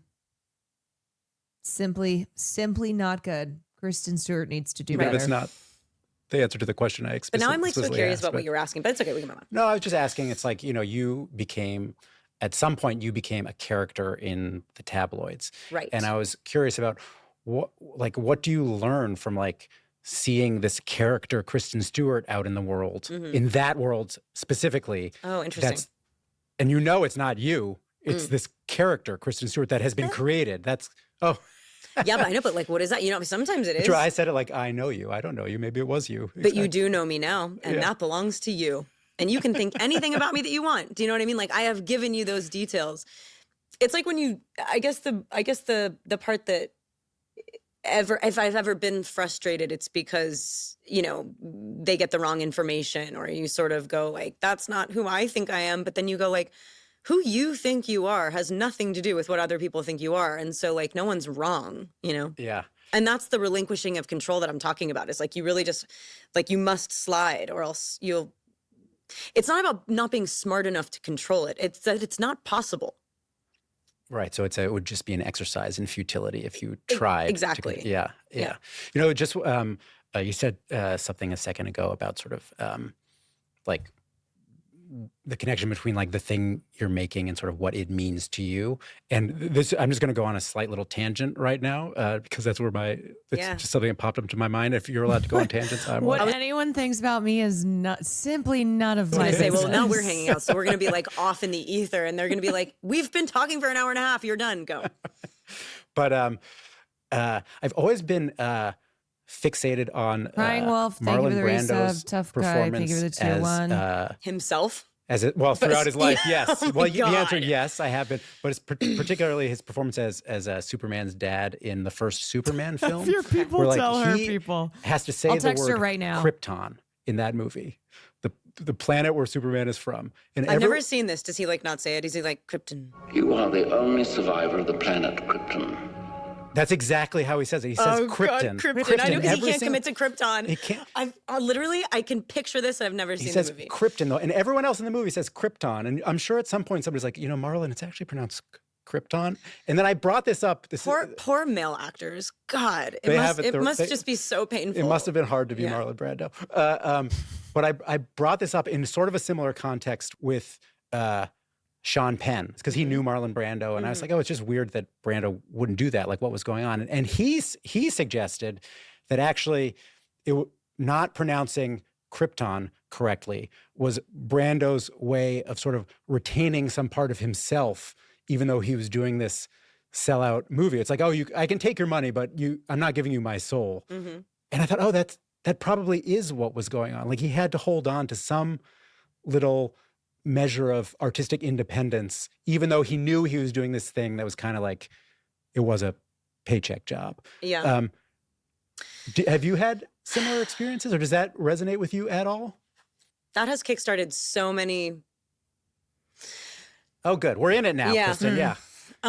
Okay, so performance is inherently vulnerable and therefore quite embarrassing and unmasculine. You know what I mean? Like, there's no bravado in suggesting that you're a mouthpiece now for someone else's ideas, and that to sort of lend yourself, it's just inherently submissive. Yeah. Have you ever heard of a female actor that was method? And I mean, like, really, like, Gal Gadot. Gal Gadot is method every day. And I'm not coming for like the method. I don't even know enough about the I know what you're saying. method. I mean, the only name that comes to mind is a teacher, Stella Adler, but I can't think of a performer who's associated with it. Right. So in the way that some men are associated with it. Right. Men are aggrandized for retaining self.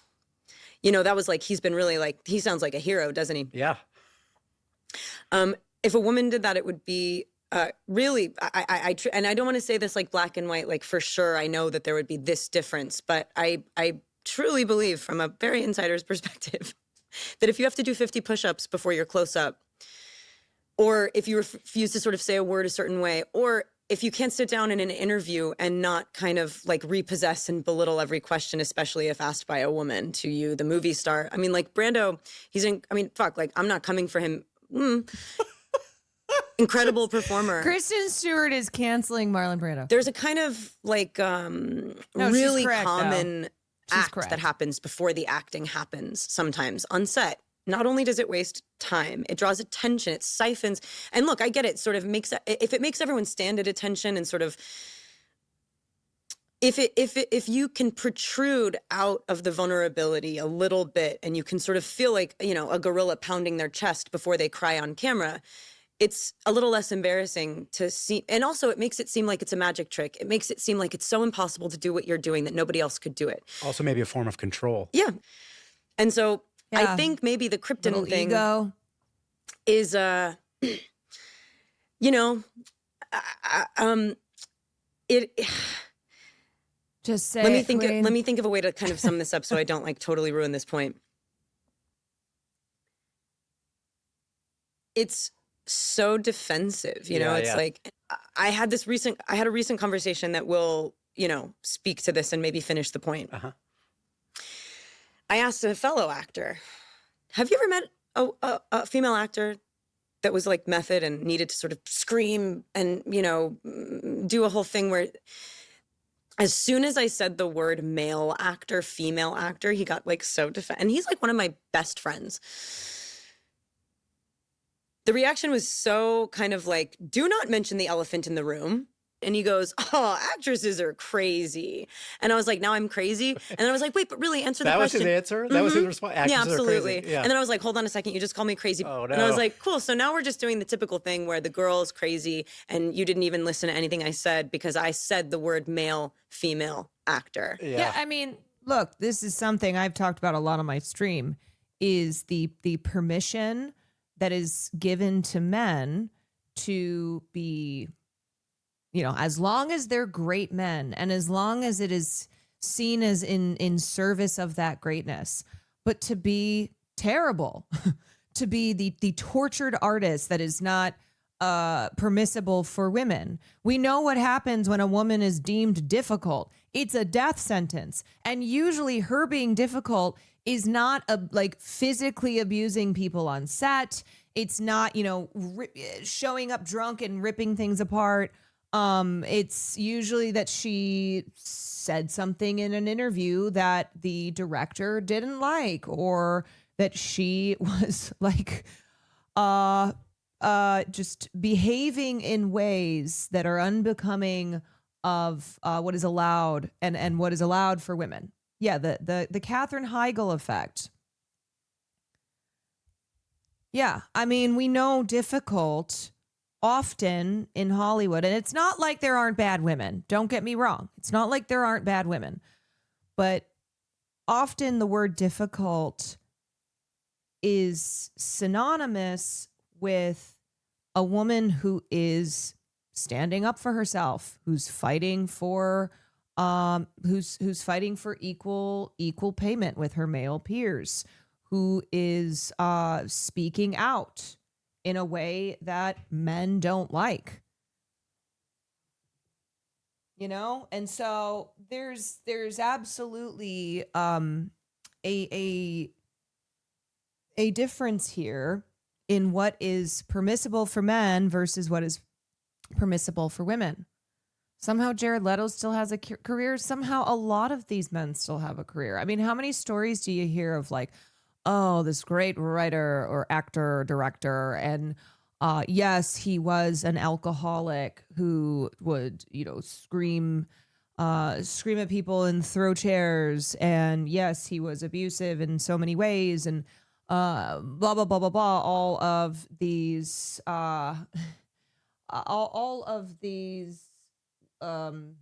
behaviors that were quite nasty and unkind, and yet none of that mattered, because the only thing that matters is the greatness, the great artistic merits, is the talent.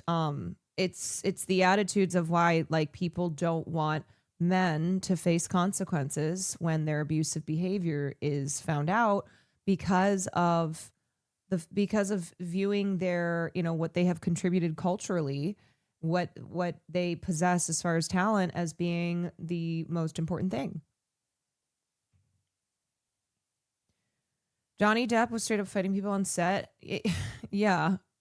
Long before Amber Heard, Johnny Depp had a horrible reputation, but it didn't matter because he was Johnny Depp. And so, yeah, I do think that there's like a large difference in terms of performance and generosity and giving. And we are made to give. We are literally designed to give you what you want. And we're really good at it and we really love it. And men are designed to give like in a very different way and to take, you know what I mean? So I think, yeah, that's a really, we could talk about that for like 5 hours. Let me just scratch my next question. Why are actresses crazy? Not gonna ask that. Oh man, love you, bro. But I feel like the term difficult somehow also swings around the male actor side, downplays abuse or belligerent behavior is more casual. Absolutely. You know, when I was going back through your films, there sort of are two little periods that I'm just sort of. I was wondering if they were kind of like inflection points in some way, and so the first was when you did the Snow White film. You must turn back! No! I gave them my word! I want to say that was the same year that the last Twilight film came out. It was. And both those movies did very well. Yeah. And then you didn't do another, I don't know what you'd want to call it, sort of like a big spectacular studio film for a few years until the Charlie's Angels reboot. Mm-hmm. Who are you? Oh, me? Just the decoy stud. Then you haven't gone back to that particular well since. Yeah. And I just wondered if you had thought to yourself, all right, I'm kind of done with those types of films for a while. Mm-hmm.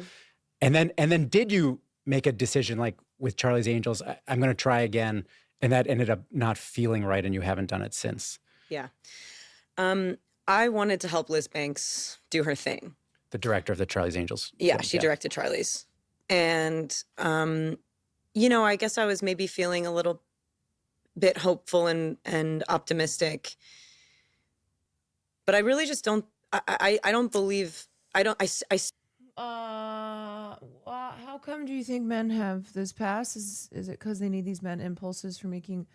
So when it comes to the when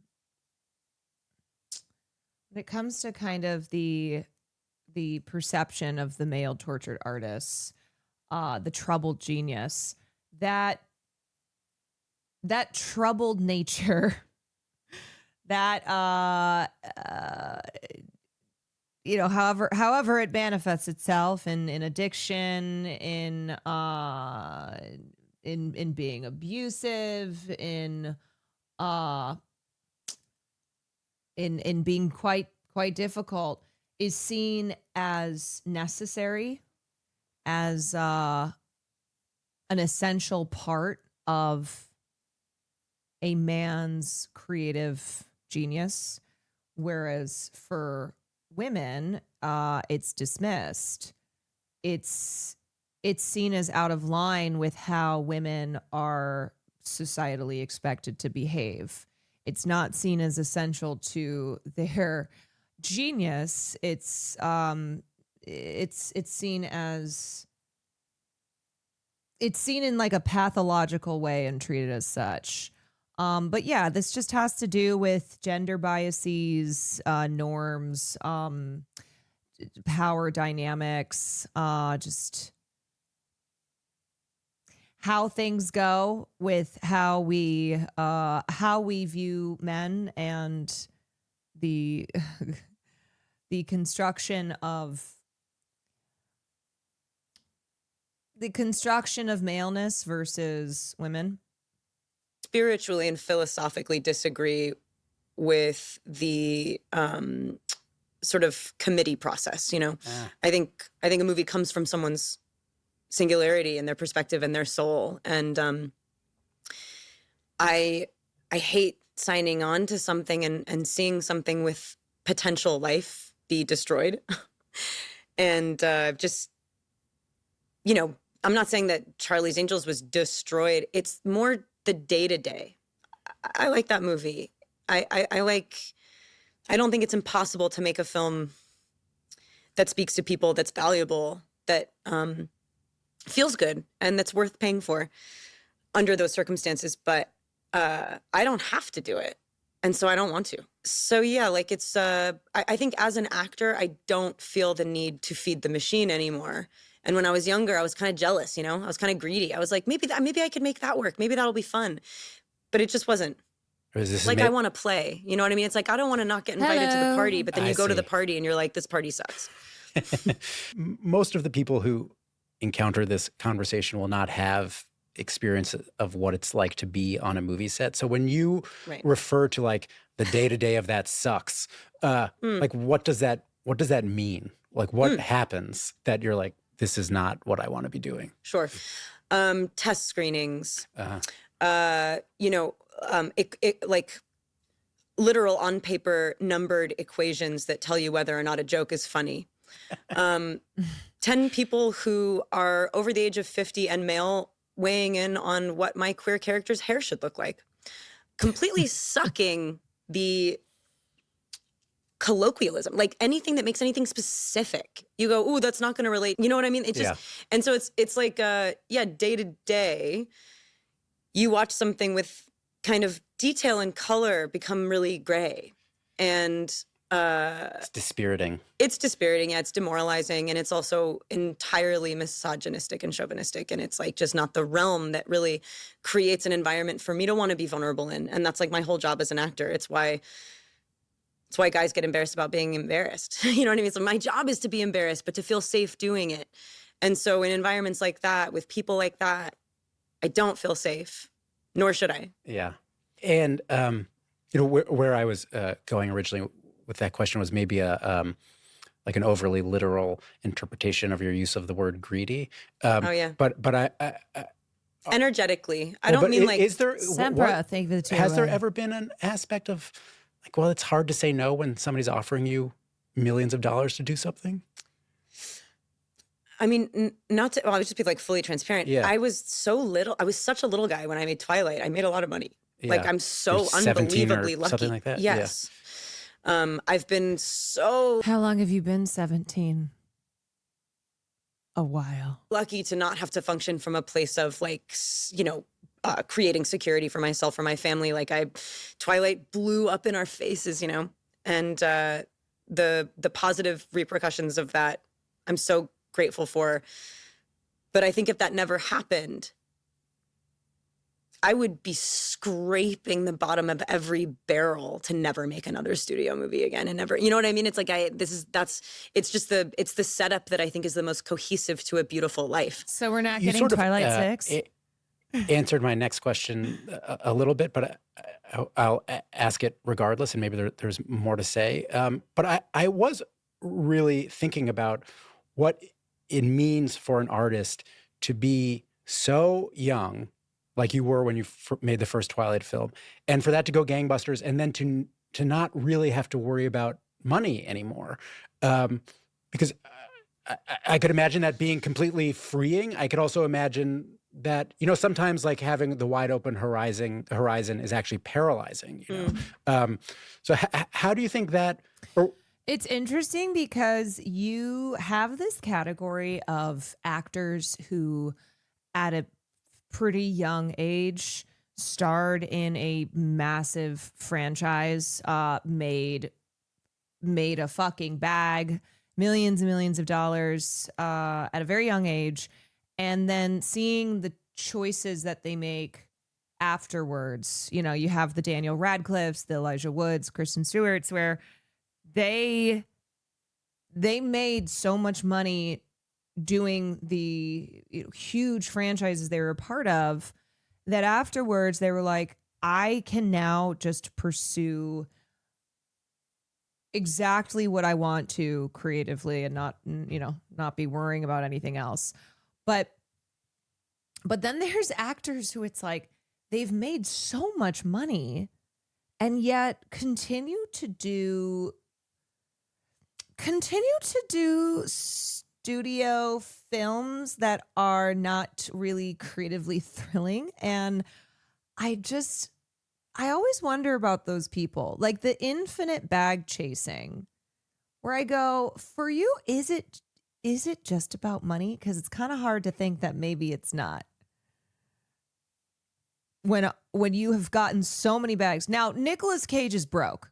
No, that Nicolas Cage is different. The reason Nicolas Cage acts in everything and has, so many movies come out every year is because that man has debts. He's got big What time did debts. that change for you in terms of what you decided you wanted to do with the rest of your life? I'm trying to think about when I transitioned into being a real grown-up adult who was like, hold on a second, what's going on here? Still happening. Yeah, it's still happening, truly. And I think maybe I have this kind of willful, not willful, if you got a lot of money, you really got to give a lot of it away, and you really got to share it, and you really got to make sure that I know for a fact I would be able to make myself happy artistically without it. And also the ever-changing climate. I don't even know the structures that are the ones that we believe in now. Who knows what the world is going to look like in 5-10 years? You know what I mean? It truly is, we're at a pivotal nexus because I think we're ready for a full system break. Do you know what I mean? I just think we need to and I mean that across the board and also specific to the world that I live in, which is very exclusively the entertainment industry. And what would a system break look like in the world that you live in? I don't know. I think we need to start sort of stealing our movies. I'm so appreciative of every union. Trust me, we would not survive without them. But some of the terms and some of the rules and some of the structures we've set up have created unbelievable barriers for artists to express themselves. Hogan, thank you for the gifted. I think that without being unfaithful, ungrateful, I think we need a little workaround. I just don't think, I think having it be so impossible for people to tell stories and having it be such an exclusive and rarefied novel position to be in, to find yourself doing so is capitalist hell. And it hates women and it hates marginalized voices and it's racist. And I think that we need to figure out a way to make it easier to speak to each other through in cinematic terms. It's too hard to make movies right now that aren't blockbustery, whatever, proven equations. And so what does that mean? I'm not sure. I'm trying to figure it out. But the next movie I want to make, I want to do it for nothing. I want to make not $1. I want it to be a smash hit. Do you know what I mean? It's it's just so difficult to make movies. It just doesn't need to be. So yeah, I'm just trying to think of some sort of weird Marxist communist situation that other people can definitely think of course this psycho is saying that, but I think it's possible, especially in these kind of narrow. In the last couple weeks, we've had Kristen Stewart talking with the New York Times about Marxist communism. And we've had Amanda Seyfried being like, I think socialism is gorgeous. I think the tenets, the core of what socialism is, I just think that's a beautiful thing. Exclusive environments. I'm not talking about the world at large, but for us, we've just made it, the system has barred people and made it too difficult, to be honest. I'm not sure if you were using this example sarcastically or not, but when you said, you want to basically make a movie for nothing that's a huge hit, do you think you, Kristen Stewart, could make a movie that's a huge hit that is the movie that you want to make? Well, and I think too, one problem with the current industry and how things have shifted away from theaters and home video and other physical media like that is that a lot of films now, they don't have the chance to be a hit unless they make a ton of money. Where you don't have a film that could be so culturally important, could become, a cult classic type of film because there's not the environment for that, not the structures in place. So it's eliminated this entire sector of films that are created purely with the pursuit of art in mind and not so much as designed to make a shit ton of money. VHS DVD rentals could allow us to film a second boom of popularity called Classics. People found it. The current way, it's buried in streaming. Well, I mean, I guess it depends on what you mean by like huge hit. I mean, if we hit, if the target is like, I know everyone says this, Marvel is like the tentpole reference for like big movies, but like, pick another one because I'm not coming for that specifically. But if that's the goal, no, I mean, no, probably nothing like that. Because again, I do think that requires a little bit of like homogeny. But if you do something for nothing and you reach even just a small number of people, that's enough for me. Do you know what I mean? A huge hit in terms of it got a theatrical release, that we did a few interviews about it, that we had a couple screenings, that some people watched it, that some person on Letterboxd said, oh, wow, that changed me. Do you know what I mean? Like that truly is a hit. It's sort of underneath the conversation has been this idea of sort of like who. And also. Oh, yeah.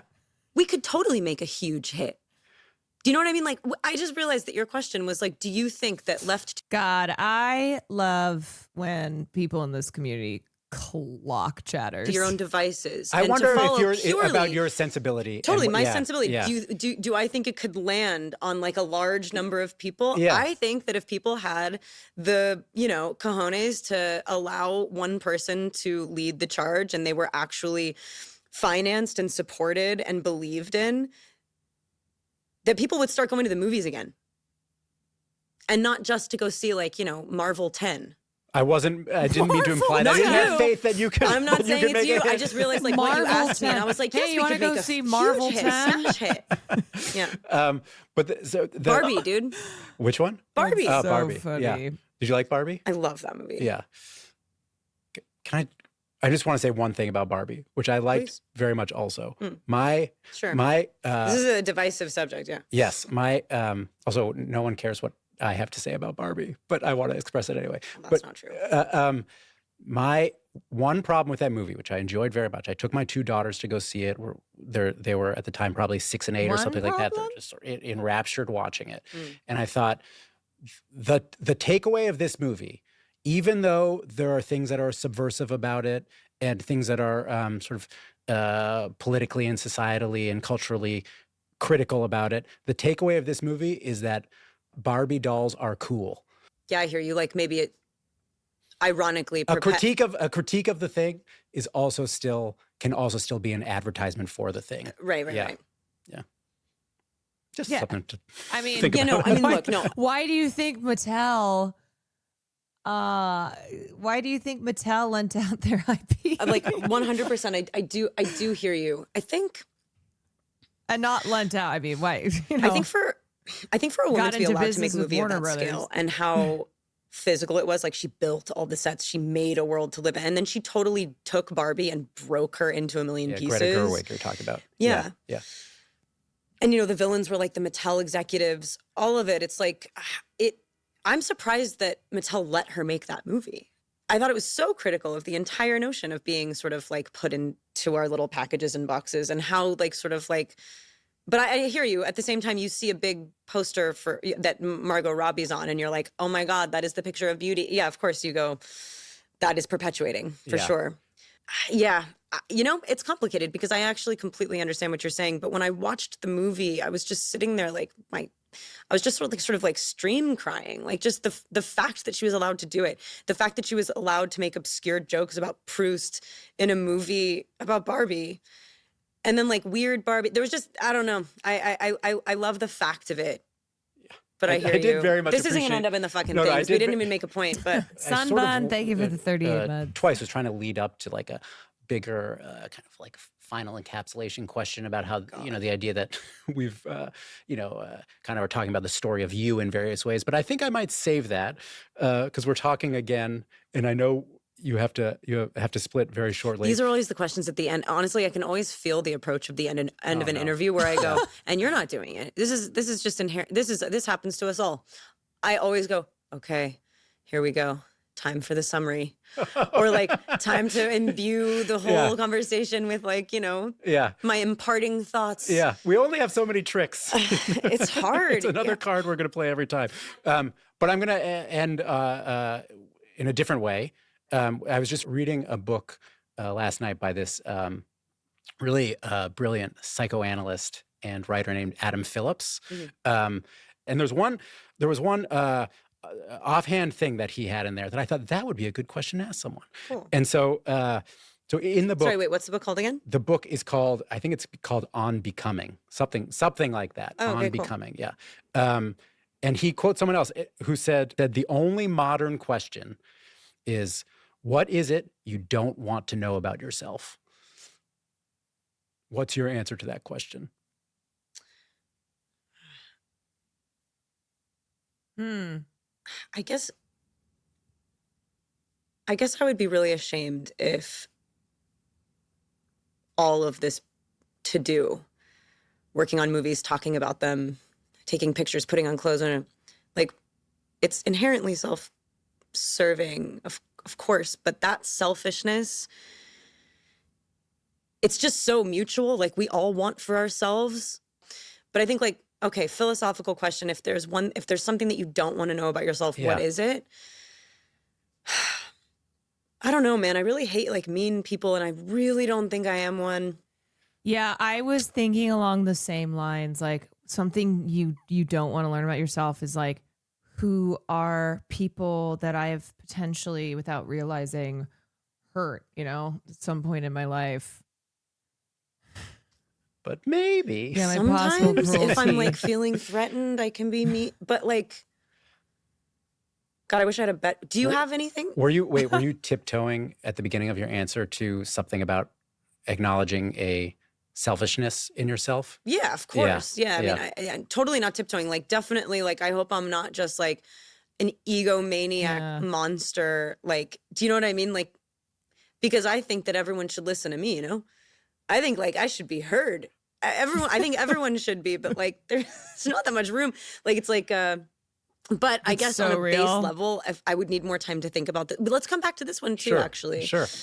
But I think That's so fucking real, because I feel that too, where, look, no streamer can say that there is no element here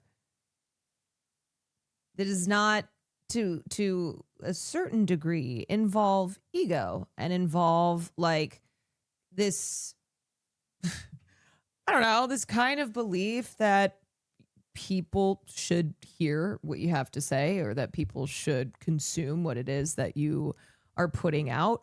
And it's not that there's something inherently wrong with that. But yeah, I have these moments as well where I'm like, what is the line here with me feeling the way that a lot of people do, but just simply taking the steps to achieve that, and then being an egomaniac, being a narcissist. Like, how, a lot of us have narcissism in us, just in pursuing, our goals, we like shades of narcissism for sure. Ego. Yeah. And I guess it's kind of, I guess I wouldn't want to know if I've just been fooling myself. If, in fact, the ego, is much more at play here. And like that, I don't know. And that maybe it's the balance isn't being struck as well as I would hope it is. It's a healthy mindset. Introspection's a good thing. Yeah, for sure. I think we should always be doing introspection and just kind of checking in with ourselves, and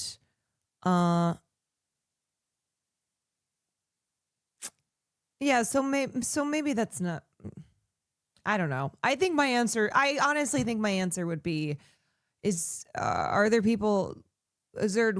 a trail of people that I've left damaged with my behavior in this world? knowledge about myself. Because I don't think there is. Maybe like, do I even really like care about people, or is it just that I'm desperate not to be alone? Do you know what I mean? Like, Do I Damn. actually care? No, I do though. Well, it's something for you to think about on your plane ride to Poland, Damn. which I know you got a split for. Yeah. So Gotta thank you go to very, Poland, dude. Thank you very much for taking all the time. Likewise. Yeah, this was fun. On the interview, we speak to our guest twice. So Kristen and I spoke again several days later, and we returned to the question of what it is we don't want to know about ourselves. David, can you hear me? I can hear you. You can hear me okay? Yeah. Are you ready I to? think you're too thoughtful for that to happen. I will say I am always questioning my motives. I am always trying to be introspective. I am a person who, of course, of course, has ego and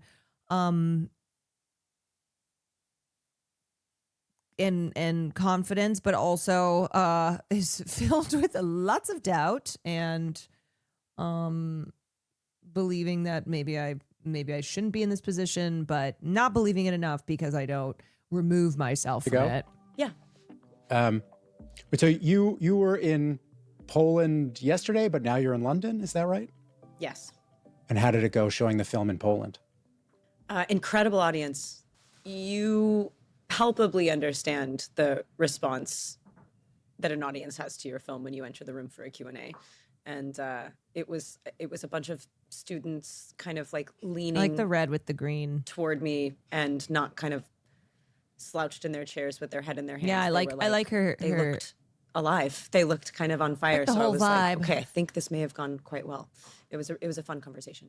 So we had ended our last conversation with kind of like a big question I'd asked that was that I took from this book. I actually had gotten the title wrong before, but the book is called The Life You Want by Adam Phillips.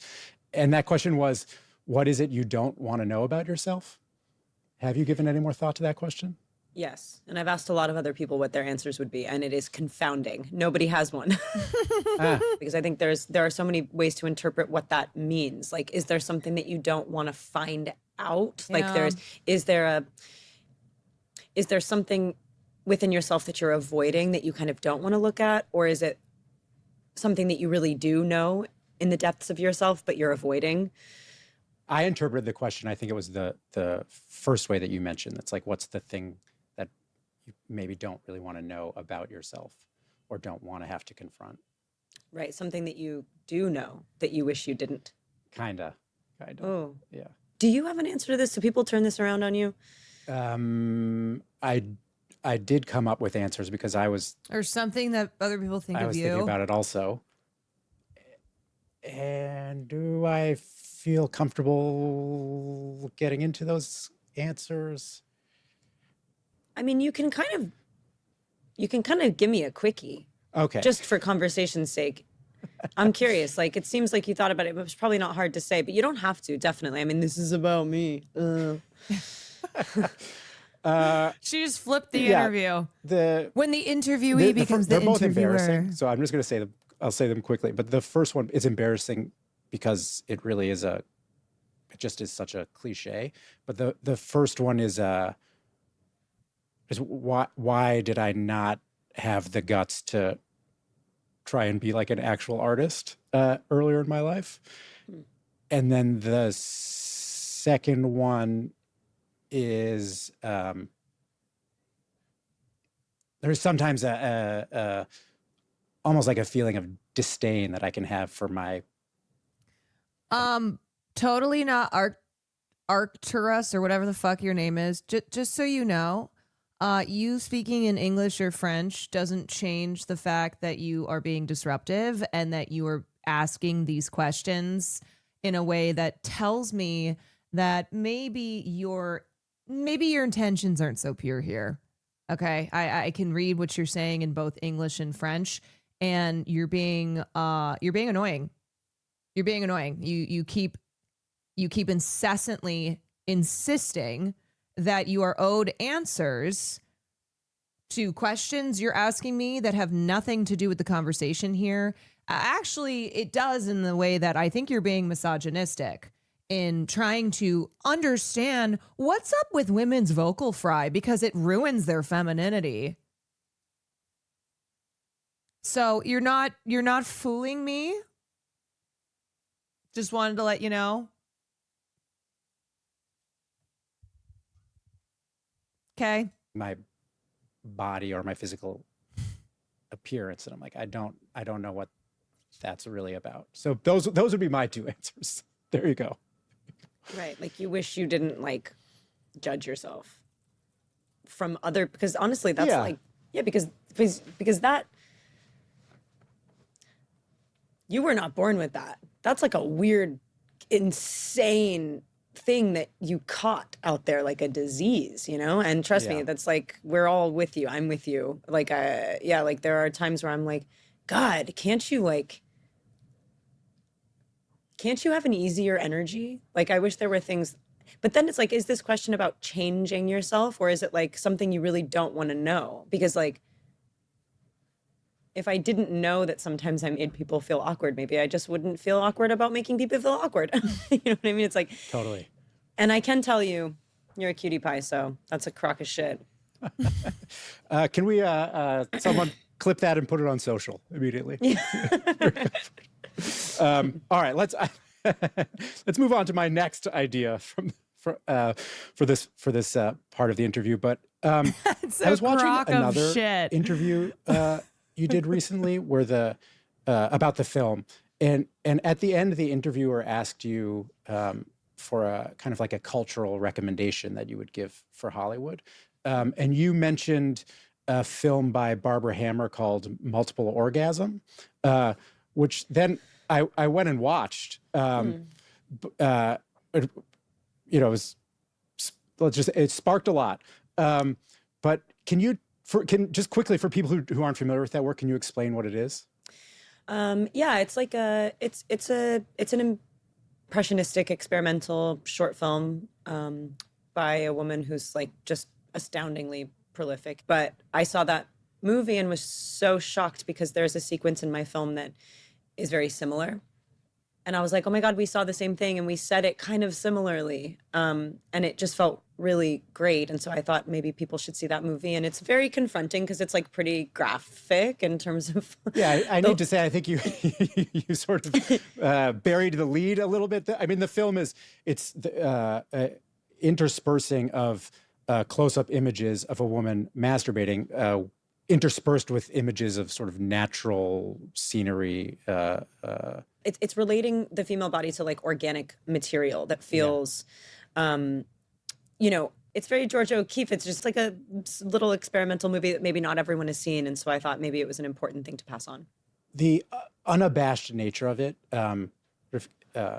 connects to something else that I was curious about. And I want to preface this by saying this is going to end up being a question about sex.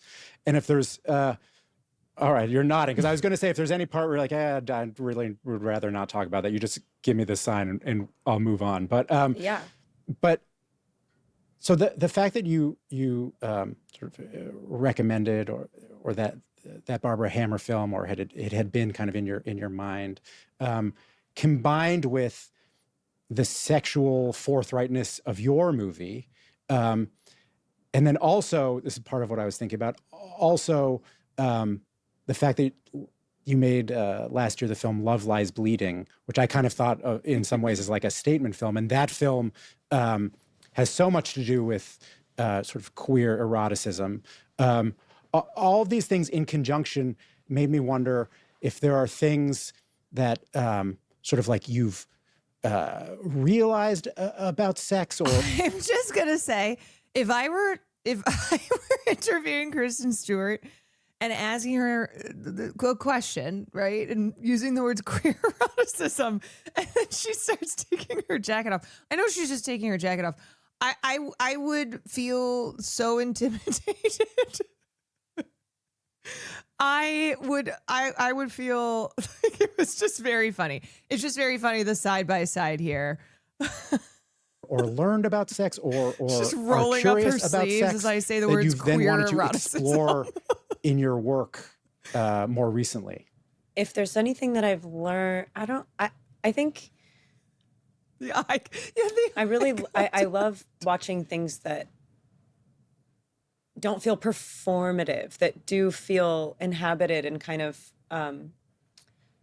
instinctive instead of like, oh, I'm really thinking about this like from the outside, like how does this look? And that's often how women have sex. You really want to perform and display that you're into it and good at it, and that whoever you're with is good at it, and maybe if you can perform that, then it can be true. And there's like a slower, more undulating experience that can happen as you get older that I would like to start seeing in art. And I will say that I think that my movie emulates, even in its entire form, the kind of more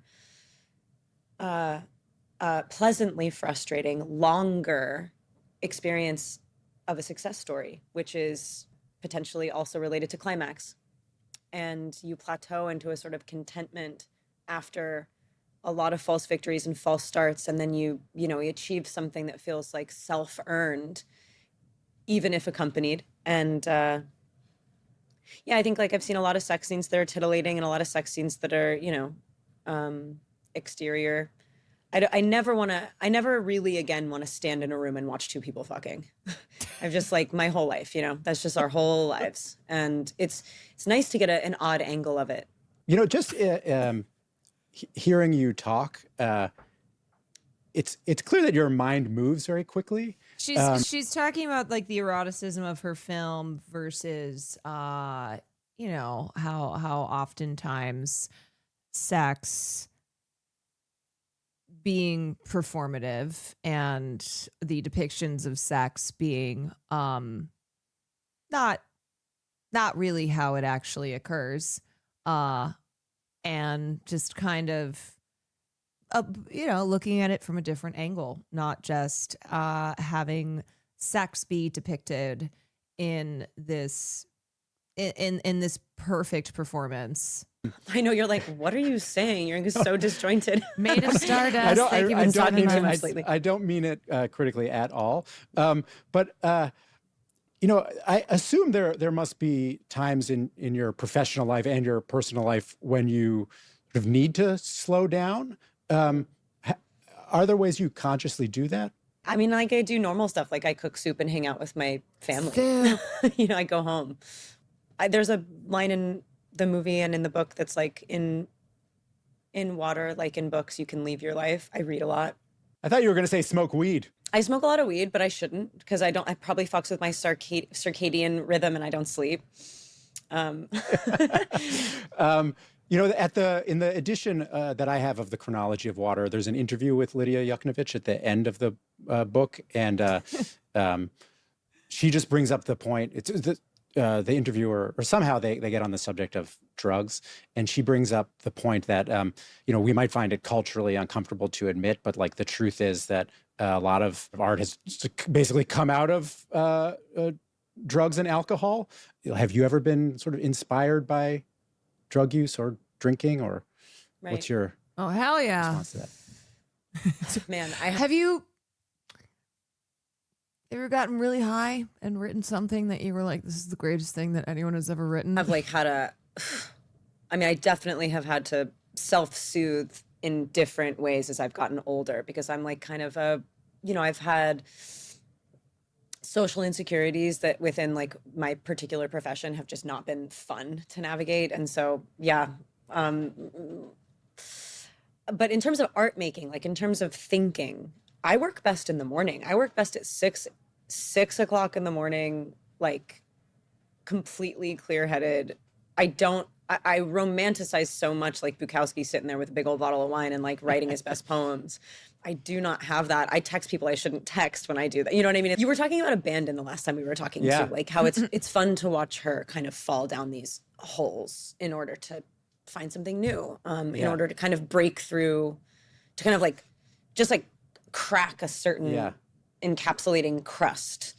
And sometimes you do need to like pour a bunch of vodka on it, or maybe you do need to like sort of kick your own teeth down your throat. But I'm like way too old for that. I did that. And I did that for a while. And I think for me, it's like just so much more social than it is. And I don't feel inspired when I get fucked up. Yeah. I want my brain back. You know what I mean? Like I definitely think like all of the things that I don't want to know about myself don't drink anymore, make art about the things you don't want to know about yourself. You know what I mean? Like that's how you meet. That's how you meet your actual person inside. You know what I mean? Like, I find them distracting, I guess, just to be concise. When we spoke earlier, I was doing the thing that you, and then I started doing it and you predicted it. The cliche I was doing was, I was leading up to like the encapsulating final question. Here we go. No, but then I was like, I'm not going to do the cliche, but like, what do you think we should end on? Where do you want to leave people? Oh, good. I love how you've literally spent now like 2 hours talking to me and you think I'm going to be the person to... You've gotten me all wrong, sir. I won't be able to do it. We'll just be here forever. What do we want to end on? I did make an entire movie about what I wanted to say and like teaching a lesson on that movie or trying to like sort of reveal like this new thing about myself. This is going to be funny. It's definitely not about like selling or plugging my film. But if you want to know anything about me, like if you want to have a continued conversation, you have to watch my movie first. Like, and this isn't about selling my film. It's tiny. It's not, in no way is it a blockbuster. It is definitely something that requires like some like real engagement and like personal. It would be like a gift for anyone to actually spend 2 hours watching my film because it would be like that you wanted to hang out with me. And so like, I don't have guess I gotta go watch the movie. Anything else to say unless you want to know my favorite color or some shit, but that's also in my movie. Of course, I felt like I was out on the wire with you a little bit. Okay, I guess in this I'm conversation, sad. But I was glad to be out on that wire with you. So thank you. You mean like tightrope walking? Yeah. Oh, wow. Yeah. In like a sort of a positive, there was a positive element of risk, I thought, a couple times. And cool. Do you know what's funny? I did not feel at risk, which is great because like felt like I could really talk to you and that you weren't going to be like, I got her. It's fucking wonderful. It's very rare. Well, good. I'm glad to hear it. And good luck with the movie. Thank you. I really appreciate that. Damn, what a cynical state of journalism where it's like, yeah, I'm just waiting for the gotcha, trip you up. You know, here's the soundbite. Here's the clip. Kristen Stewart said what? No context necessary. You know? That was great. I didn't realize how much her film was how personal it was, how much self-expression is a part of, is a part of this film that she made. Yeah, I think she's really smart. I think, as I said, she's become more interesting as an artist. I used to kind of be a K-Stu hater, and now I'm gonna watch her film because, as she said, if you want to hang out with me, if you want to get to know me, watch the film. Like, okay, I guess I'm sad.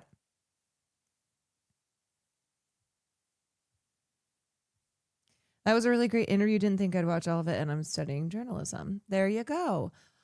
You guys, I do have to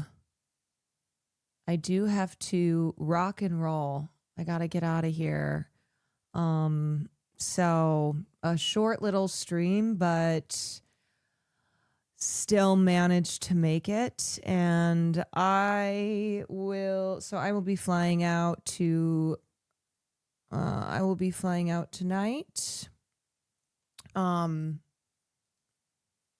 If you're doing anything fun for the holidays, I hope you have safe travels. I will be bringing streaming equipment to Chicago, so hopefully can do a little couple of streams here and there. But otherwise, I will be back. I'm going to be gone for like a week. Going home. Going to the homestead. And yeah, cooking with Dad. Oh crap! Wait, I totally forgot. Is Shy? I had said that. I said I was gonna raid Shy. Okay, Shy is doing a partner push. Ooh, glad I remember that. Hate to go back on my promises. Hogan, thank you for another gifted sub. Wallflower, thank you for the 8 months.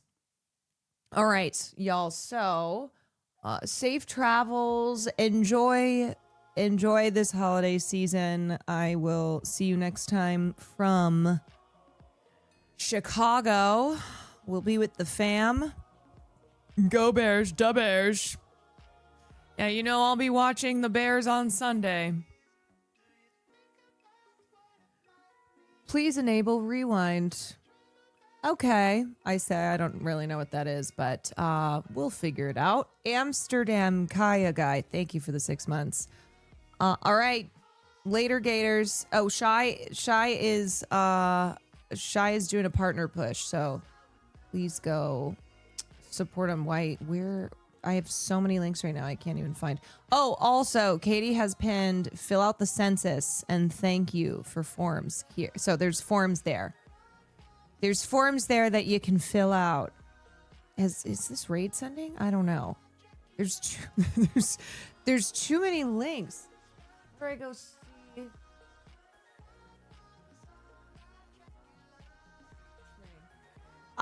This is one thing with Twitch, and maybe I'm just stupid, but there's no raid. Oh. No, I'm raiding Shy because they told me that they're pushing for partner and asked if I would throw them a raid, and I said of course, I'm happy to. They've been streaming for 9 years, so I'm gonna send y'all over there, okay? Alrighty, I'll see you later. Bye-bye.